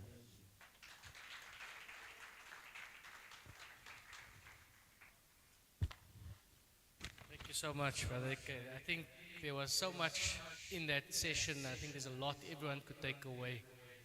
Very basic things that for him is basic, but for us, I've just learned quite a bit of tools that I can use. And I think I just want to give him another round of applause. I really did push him to do this. It was out of his comfort zone, and I think he's done an amazing job. So yeah, thank you so much, Brother Ike. And just for those that don't want to do it themselves, both Ike and they'll have their own businesses in the marketing space, especially for any business owners out there that's in the church, that's online, that wants to use the resources that we have as a community here. I think please speak to them, connect with them. Part of this internal empowerment is also to show off what we have in this house. And I think, a key thing is if you are using other marketing companies, I'm definitely going to be looking at using either one of them in some of my businesses and some of my social media. And one of the things I'd like to do, and after Dale comes to talk, is for this next session, we're going to actually put them to work. We're going to put them to the test, and we're going to use their social media marketing tools and strategies to see how we can get much more people to join and be part of the session on the next round. So yeah, okay, it's a challenge to you and to Dale. Next up, to use your tools and Yeah, give Dale a round of applause, please, everyone. So Dale's a very good friend of mine. He's actually coming to discuss some of the tools in the marketing. He's just started a marketing business called Digital Function. He's come Junction, sorry, Digital Junction, and he's got something for us. But he's also helped me at one of our companies do some marketing, and I believe that what he's going to present and share with us today will be valuable to many business owners, small businesses, and even large businesses, I do believe. Thank you, Dan. Good afternoon, everybody. My name is Dale. Since we're talking about digital marketing and we're on this journey, I'd like everybody to take out their communicators and, if possible, scan the QR code just so you can follow me along with the presentation. While you guys are doing that, I'll tell you a bit about myself. So, my history is basically just sales. Let me put it to you that way. I've been selling insurance for a number of years now, since 2005. I might look young, thank you. But just celebrated a 41 birthday in a week. So a lot of things are happening over time. And starting in any business 20 years ago, seeing what's happening nowadays, you can see the change in the markets, you can see the change in the consumers, you can see the change in businesses. And I suppose that's the reason why it's important to have sessions like this to empower people and to keep people up to date with the technology that is happening around our lives on a constant basis. I mean, if we look at where we are today, right? Before, when we used to speak about marketing, it used to be about people having to go to the customer, right? So you go to the customer, you market your product, you take your pamphlets with you, you get in your car, you go drive, you do this, you do that. It's you going out to them. These days, things are changing. Businesses are now open 24 hours a day. How are they open 24 hours a day? They're online, okay? And if you are a business owner, if you have a business, if you want to create a business, if you want to be a business, if you want to be successful, marketing is important, and doing it online is even more important, because everybody, including those people around here, all of us, we all have a phone. So we are consumer 24 hours a day, whether we like it or not. We don't have to go to the shops when they're open now. We just open our phone and we're at the shops. All right. So, yeah, speaking about my history, it's just been about sales, selling insurance, and doing those types of things, making the first move. The change nowadays is to attract the business and funnel the sales towards me and towards us. As a business owner, you want the business to come to you. There's a lot of other things that happen. So there's a lot of things that you have to do that take up your time. The whole point of this is to save you time, but still get the outcome, right?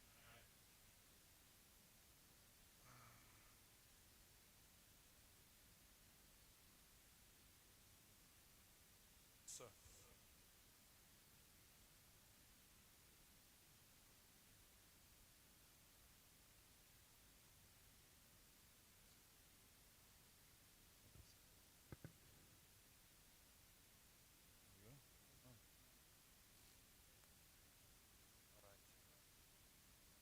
So, I've given a bit of an introduction. The point I just want to touch on, and something that we've also, I think I want to harp on as well, is I'm not just here to present, right? I see this opportunity, as an opportunity to also educate and to workshop. So I want to treat this as a bit of a workshop where we can all walk away and learn something for the day, right? Digital marketing, I suppose, we have an understanding of what digital marketing really is. But there's a few key points just to take down, and that is, visibility and reach. We want to be available. We want to be ready to take these sales. I mean, who doesn't want money at any hour of the day, So being available to your customers is important. Engagement and connection. Previous speaker, AK, just mentioned how important it is to not only post the content, but also engage and interact with your customers. These are how people also build trust with your enterprise, build trust with your business, and that's how you focus on your brand, right? When we talk about conversion and growth, right, the whole point of starting a business is a bit closer. Oh, okay. Is that better? I didn't want the P's to come through very hard, so when you say your P's. But conversion and growth is key, because you spend a lot of money and time trying to acquire a customer, just to get them to even look at your name. So if you're already spending that time and that money on that, you would like your return on investment, them to purchase something either now or later. That's also fine, right? So over 80% of customers search online before buying. I'm sure most of us in the room agree with that. We want the best option, the best price, the best service. We'll look for it online first. A strong digital presence builds credibility and increases sales. Businesses without it risk being invisible, right? And at the end of the day, if your business is invisible, your doors are closed, right? So let's take a look at our challenges that we have. Challenge number one, limited budgets. We understand that there are a lot of businesses out there where you're putting all your energy, your time, your money into your product, right? Into your business, into your structure. There's a lot of different things that happen in the business that require money. Marketing is normally, at the back end, right? So it's something that needs to be focused on and thought about while you are building your business, okay? The problem people mainly have is that they say they can't afford big agencies or adverts. So today we're learning on how to create those adverts yourself so that it doesn't cost you anything, and also how to be effective, right? The solution is to use high return on investment platforms like Google My Business and WhatsApp.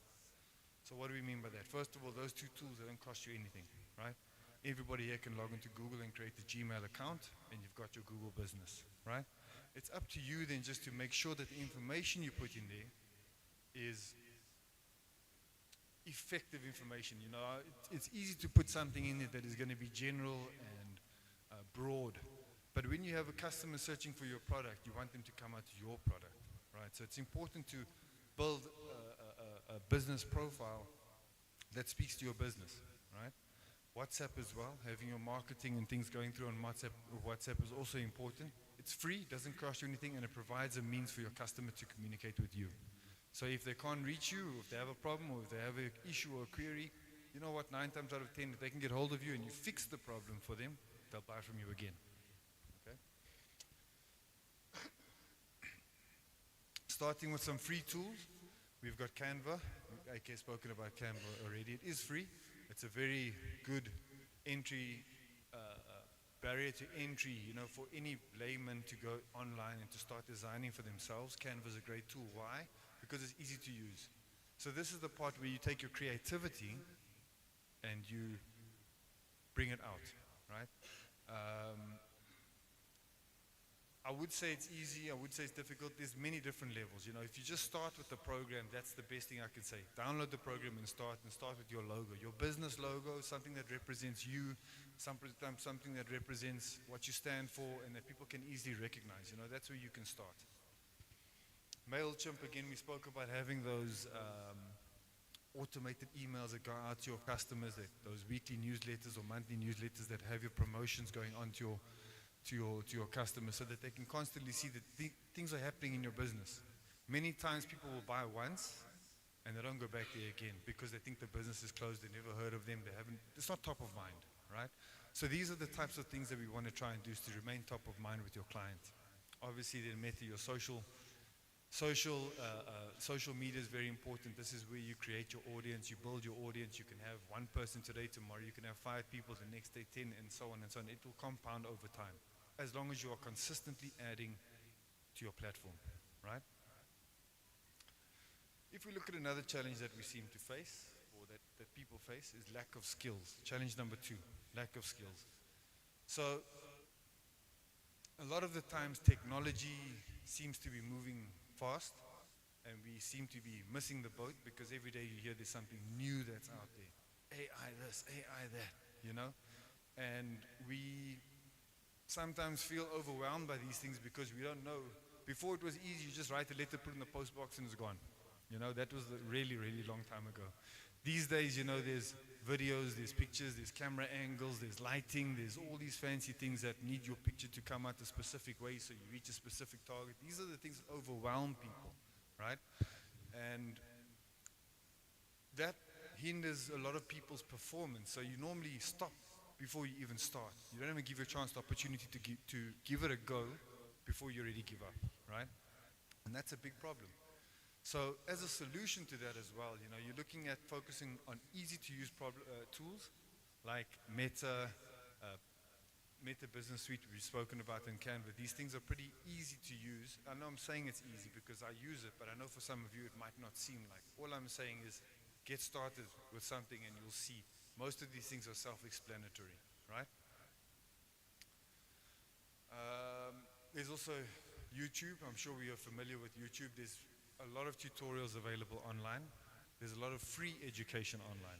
And I think that's important, you know, instead of scrolling on the reels or the shorts, let us get back into the long form. The long form is where we can educate ourselves and learn, right? There are some examples here. So an example, a local plumber using Google Business and posting reels on shot on his phone, you know. Things like this is pretty good because you're not only impacting your local area, people that are online as well, they'll pick up your content.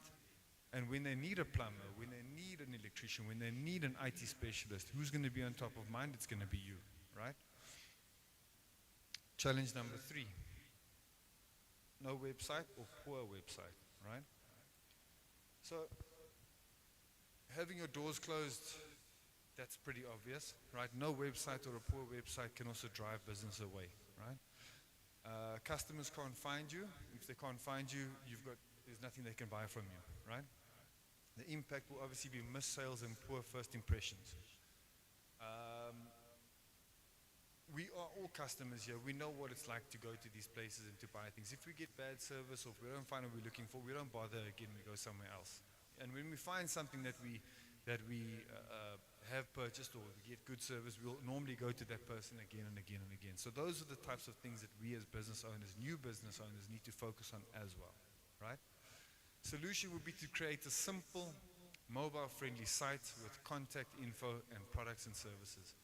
That's a 3-page website right there. That 3-page website, pretty simple. Just to have an online presence, something for you to start. It doesn't mean you have to post your content regularly. It just means that people know where to find you. Okay? That I think is crucial. Including your CTA buttons, your call to action buttons and links to WhatsApp. So that if somebody has got an interest in your product or service, guess what? They can phone you and they can contact you right now and you can provide that service or that product immediately. It's money in the bank, right? Example, a vendor who added online ordering increased their daily sales. So that's pretty self-explanatory. You know, any one of us here that is selling something, we would like a platform to monitor these things so that we know what is coming in and what is going out. It's very crucial for any business, right? Orders and taking orders, managing your inventory and managing your stock, all of that, it's important. When we're talking about digital marketing as well, we need to also remember there's a 4th challenge. The 4th challenge will be what they call low SEO ranking. SEO stands for search engine optimization, right? Long words basically means you want to rank number 1 on Google. All of us over here, when we search for something, we basically search for it on Google. The results that pop up, the way they've designed Google these days, you know, generally the first 3 websites you see on Google, one of those 3 is going to be the one you want. That's how good they've become, right? So they take your information from your website, they take information from reviews, they take information from all around the internet to boost and post your business according to where they can satisfy their client, right? Remember guys, Google is a business and they are servicing their clients. Their clients is everybody searching on Google, right? So for them to get more clients, they basically want to make sure that if a customer comes to their website, that they recommend another website so that their customer's happy and will always continue to use Google, right? So that's what we talk about SEO, search engine optimization. Having your website ranked on page number 2 of Google is like being, you know, nobody goes to page 2. A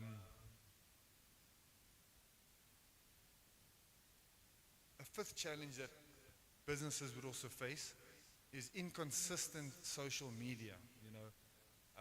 Building an audience doesn't necessarily mean posting one good video today and not posting again for the rest of the year, you know. It's about being consistent in your posting and being consistent in your deliverables, you know, what you're delivering to your customer. These are the types of things that customers look for as well in businesses. These are the types of businesses that they would like to support, right? Posting randomly or rarely, so that would be the problem. The impact would be low engagement or forgotten brand. Solutions to that, use a content calendar. So that would be like MailChimp, for example, where you can actually go ahead and spend a week of your month preparing your content for the month and having it go out on a calendar specific days throughout the month without you even having to do it after you set it up. Does that make sense? Right.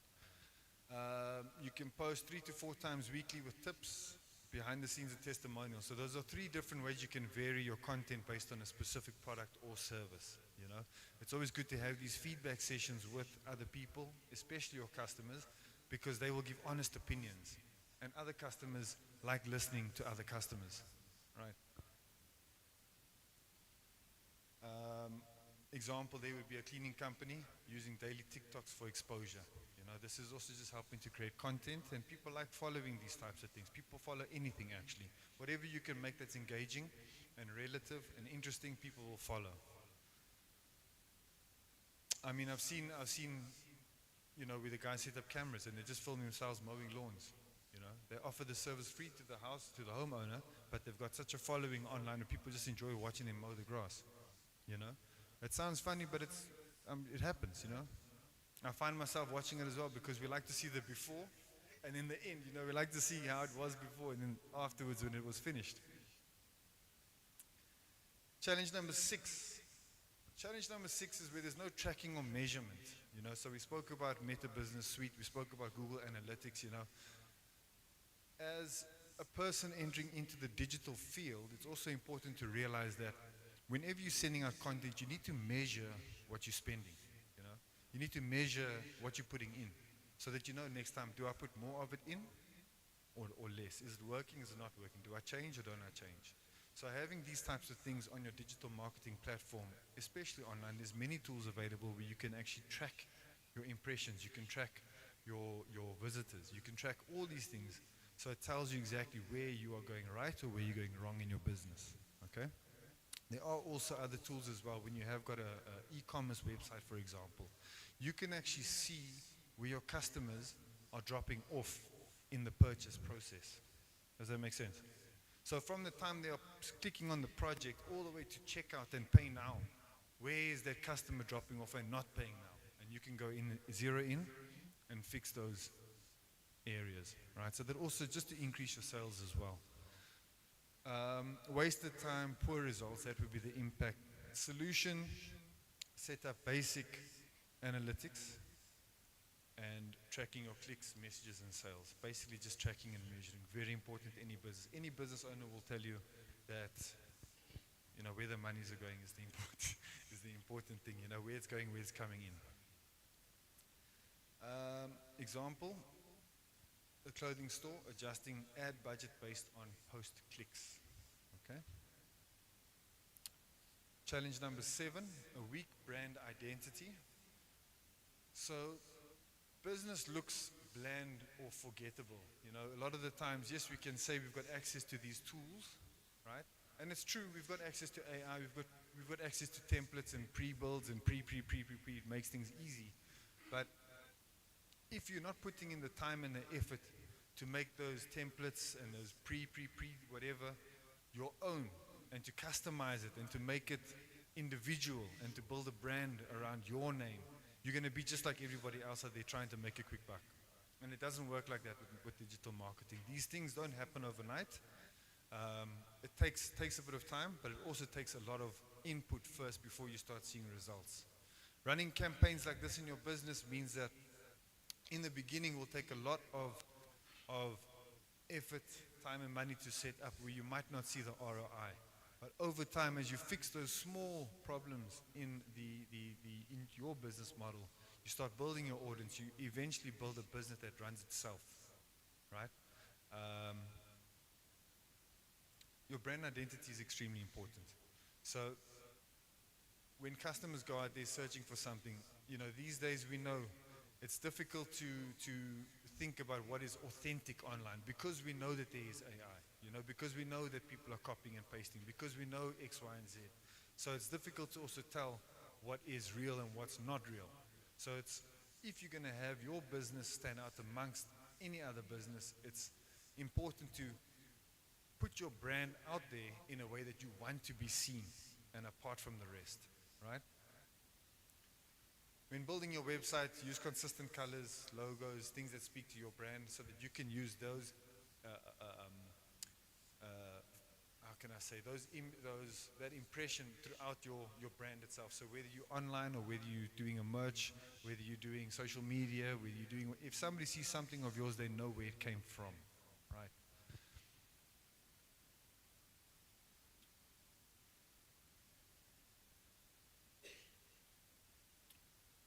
Challenge number 8, not collecting leads. So leads are, being in the sales business for some time, this is an issue that every business faces. I mean, if you want to be successful, you need to contact your customer. That's just the bottom line, If you cannot follow up with your leads, or people that are interested in your product, you're losing business, you're losing opportunity, right? So having systems like this online, special call to action buttons, participation things, that your customers need to do so they can interact with your business, this creates an opportunity for you to come back to them either now with the product, or if you haven't got the product, build the product and then go back to them at a later stage, But make sure that you collect your leads, you service your leads, and you use them. Don't lose any opportunity. That's basically what it's about. If you've got one lead, that's one lead that you never had before,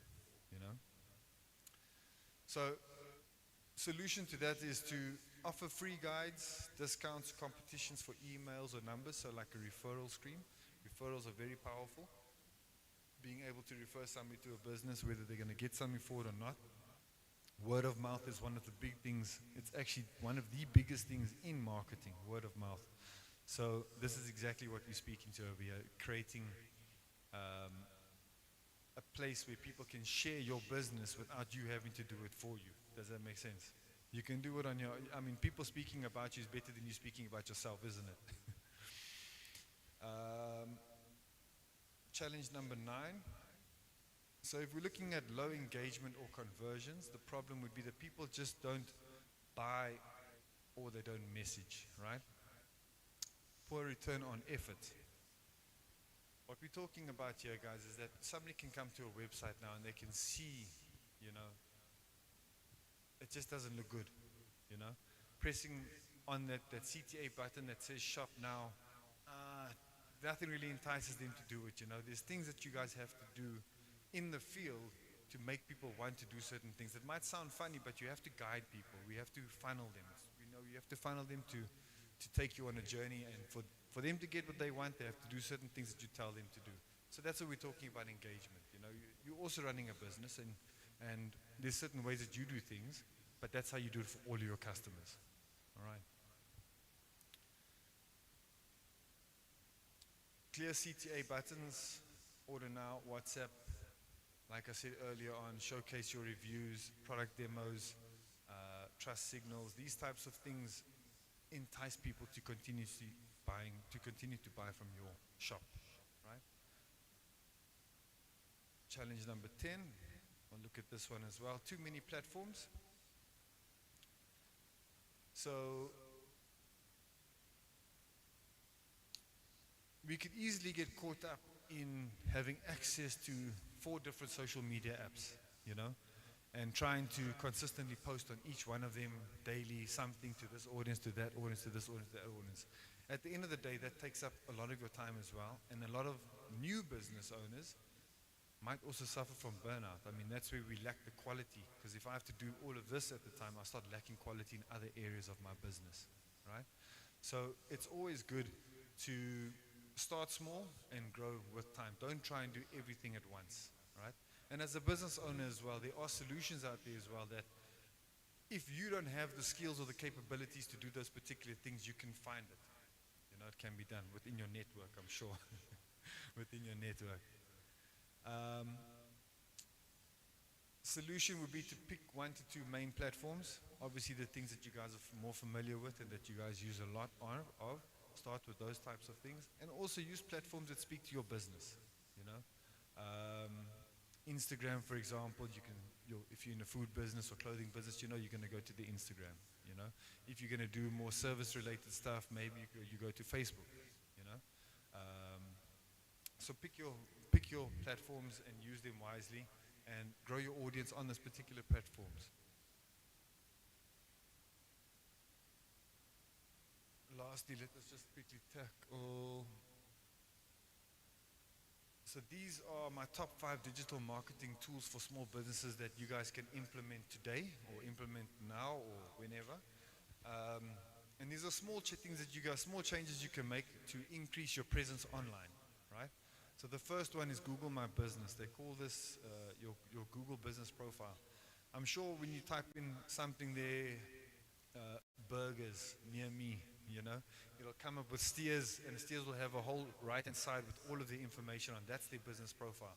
So you need to fill out your business profile in a way that speaks to as much information as possible. So when somebody just starts typing the letter B in the search bar, it already pops up with your company name. You know what I mean? Very important. Google Business is basically where everybody's going to find your business first, because everybody goes to Google. Make sure that's updated. And if you need help doing that as well, there's many ways to do that online. Email marketing platforms.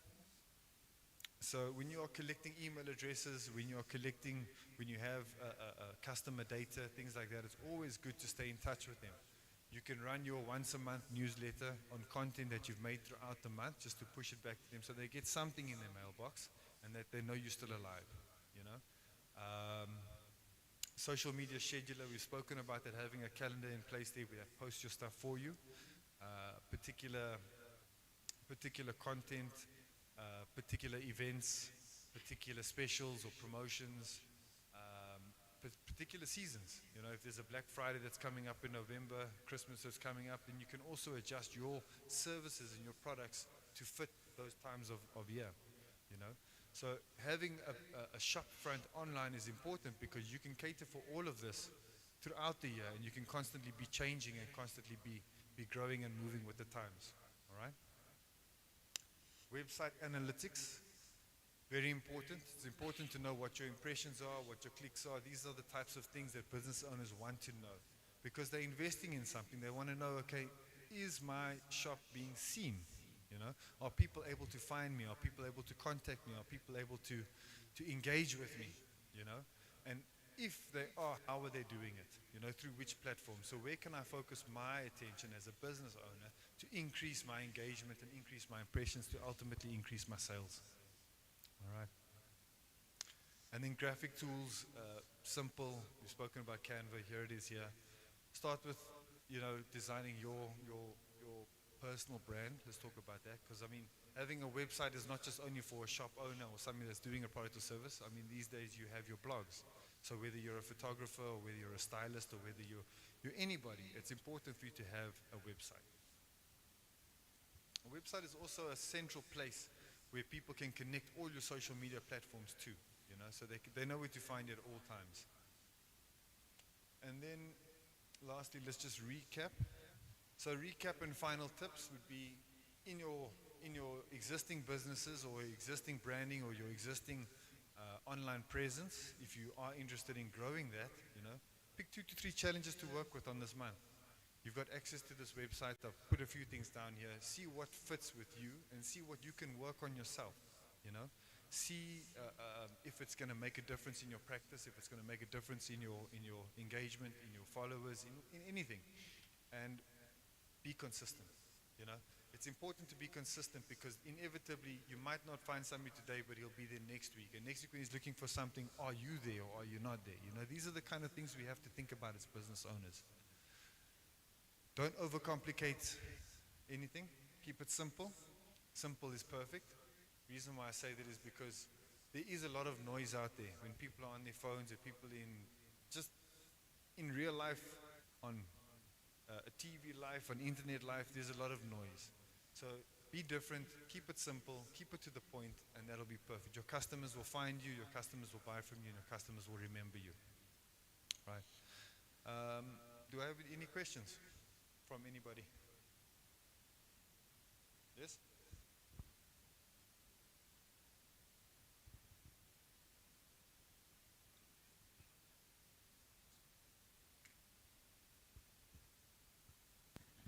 Thank you, Dale, for an awesome presentation. Absolutely, I learned so much, listening to you. The question I have is, what makes a bad website? What makes? A bad website. A bad website. Yes. I would say a website. I wonder if I should show you a few, but if I show you a few, I'll just put it to you like this. A bad website to me is a website where somebody comes to your page, your landing page, and they don't go further than that. Let's just call a spade, right? You can be the best architect in the world, but if nobody's looking at your gallery, if nobody's looking at your reviews, if nobody's going through your products, you can see these analytics on the back end, then you know that your front page is a problem,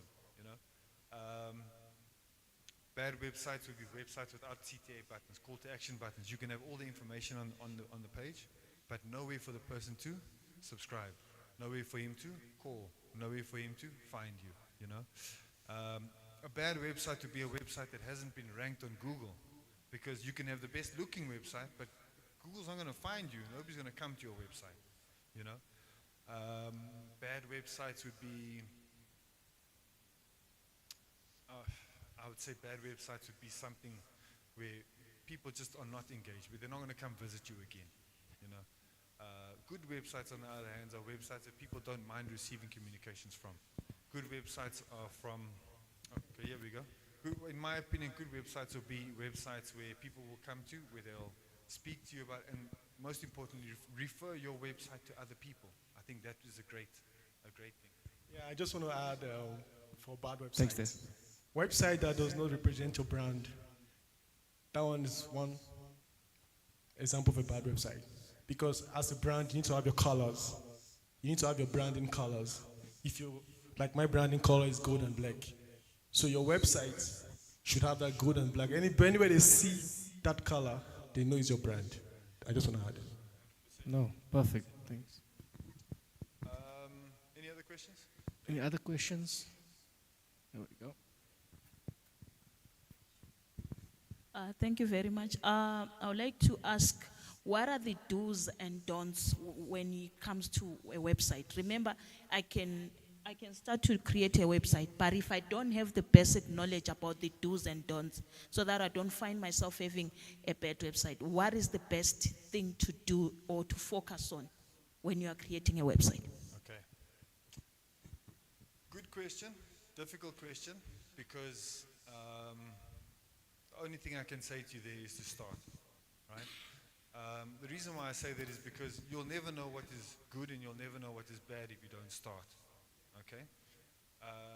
You will also find that when you are building your website and your brand, there might be a lot of things that you like for you and you want people to resonate with you and your niche, So it might be don'ts for other industries, but it's do's for your industry, right?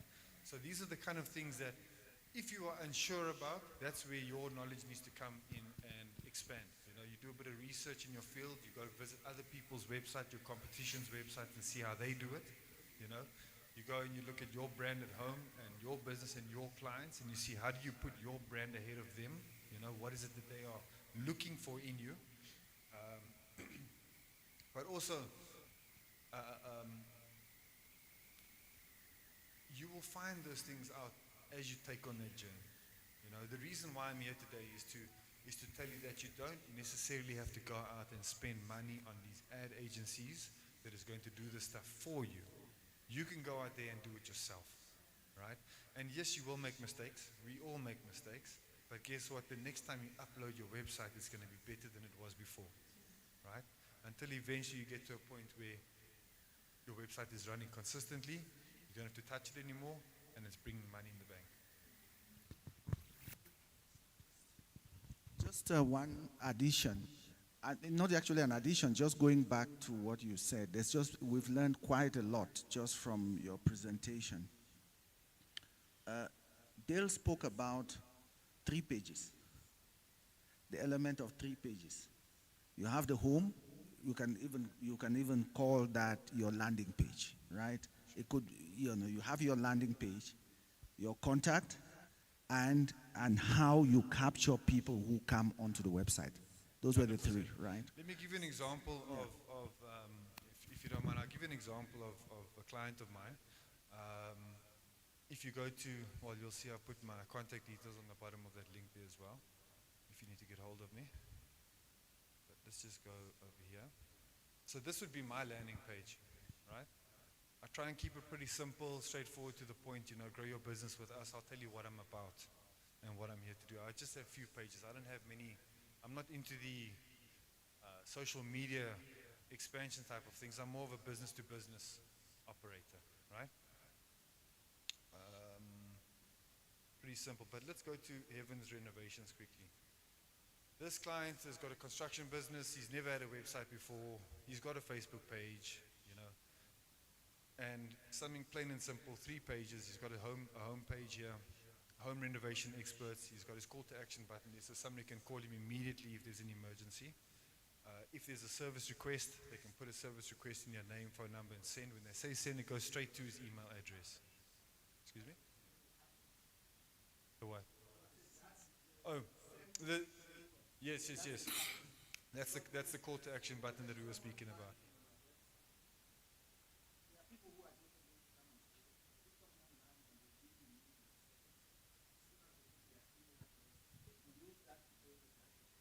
Correct.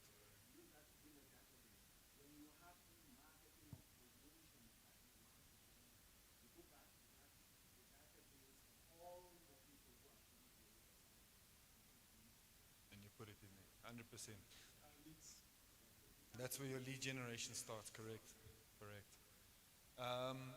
What this client wanted was just to have 3 pages, a bit of his gallery to show the work that he's done, the services that he offers, and why people will choose him, along with, very important, where to find him and how to contact him for a quotation, right? This is something they never had before. It's a new thing for his business, but now if you go to if you go on Google and you search for him there, you'll find that his Google profile now includes his website along with his reviews from his other pages as well. Here's a Facebook link over here to his existing Facebook page, so it all ties in together. You can look at his projects, and a website like this doesn't cost a lot of money to build. You can do it yourself. You can just see his work in the back there. This is what he wanted. He was happy with it, and he got it. The contact us page, you can go through and you can see. So it's pretty simple stuff, right? But anybody that wants to do business with him, they'll know they go to heavensrenovations.co.za. They'll find him there.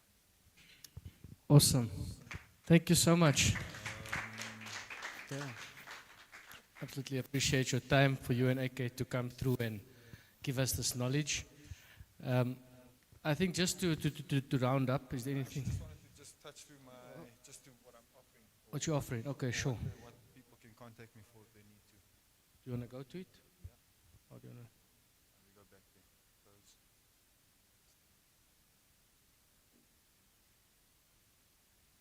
Cool. Yeah, sure. I'll give you a few minutes on that. Just to touch base quickly with what it is that we're offering, or what I offer as well as a business.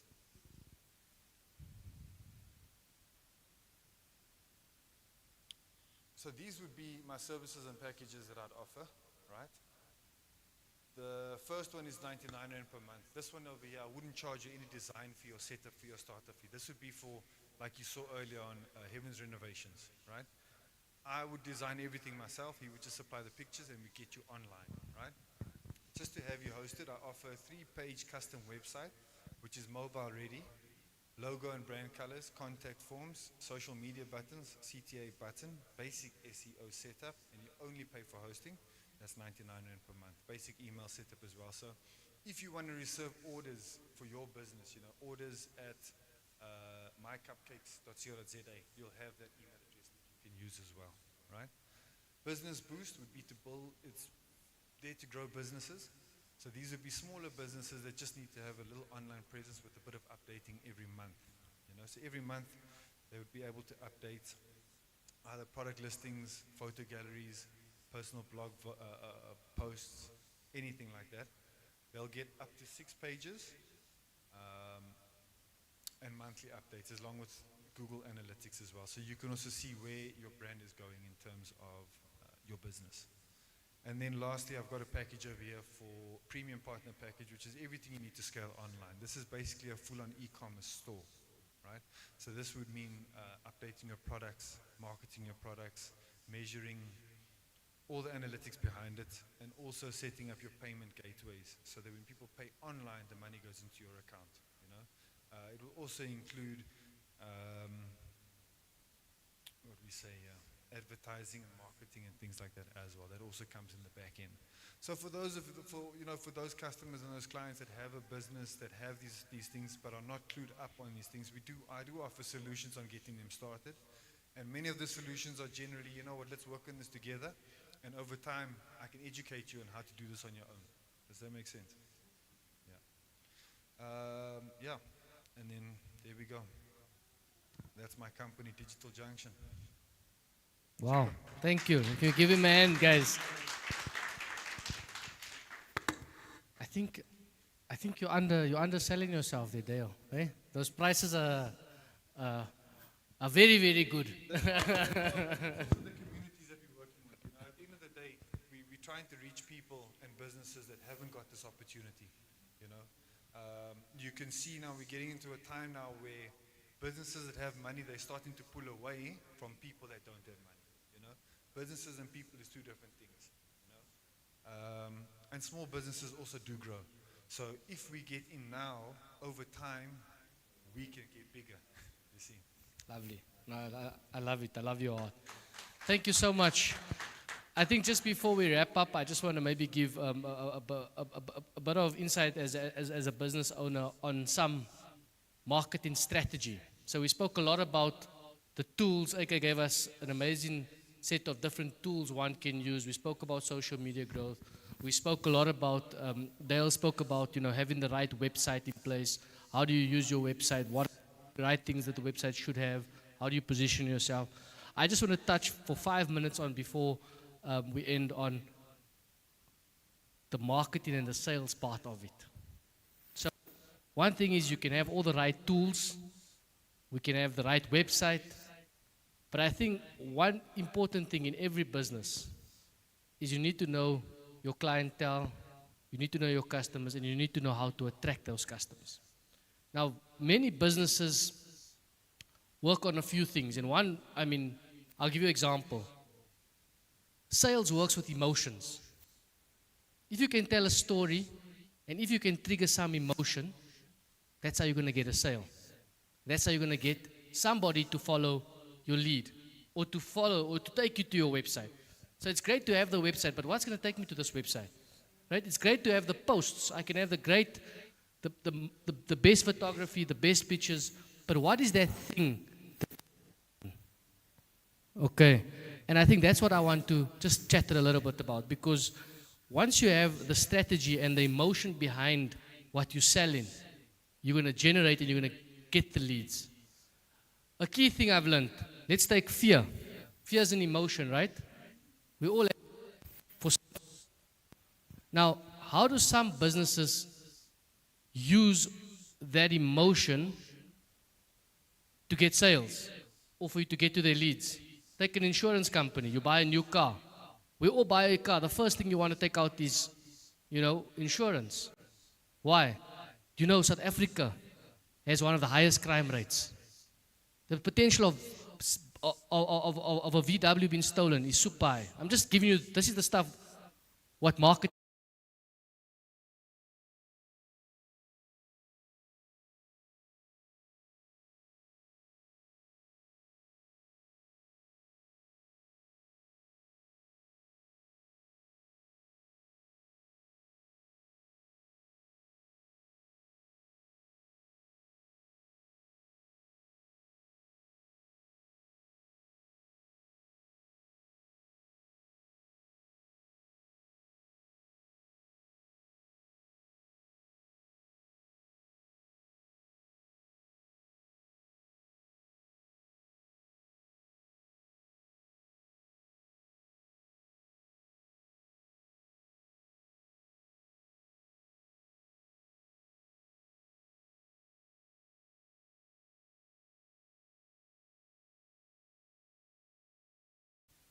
right? I'm just giving you guys examples of how you need to think around the emotion to get a lead to your website, or when you're creating your content.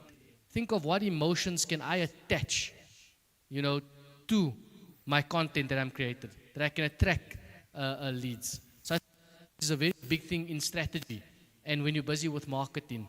So that's just one thing I just want to leave as a golden nugget there. And Brother Mbi also, I know he's a lot into marketing. Maybe he wants to say something. Okay, so just really what you are talking about is very interesting. I think 2 weeks ago, a Liverpool player had an accident, right? And he died with his brother. And it was all over the newspapers, right? So guess what I did?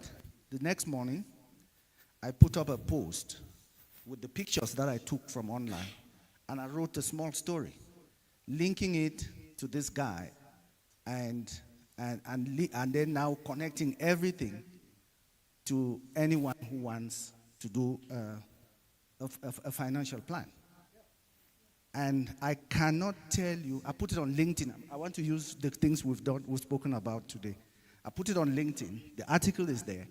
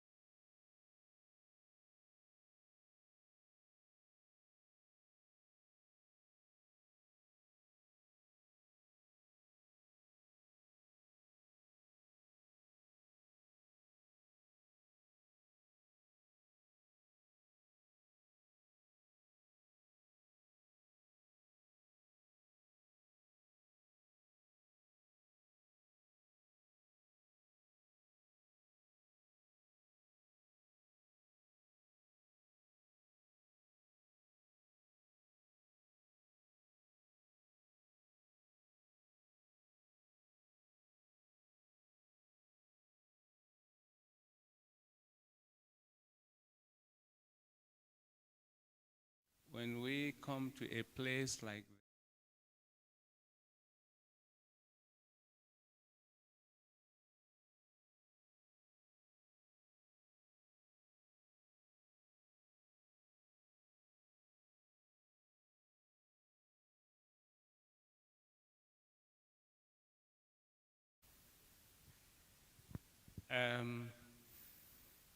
that in terms of what we are doing here,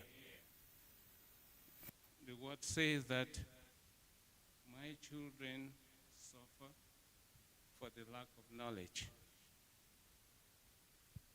The word also says that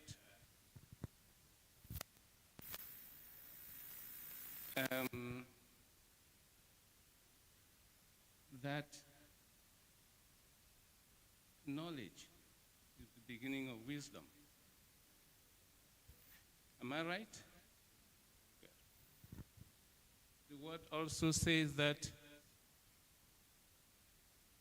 we should seek first the kingdom of God, and all these things will be added unto us. That is what I say, it is an alignment. We align ourselves to God's will. Then we receive the word and ask for his blessings. It is in this line that I say, thank all of us who are here. And in reality,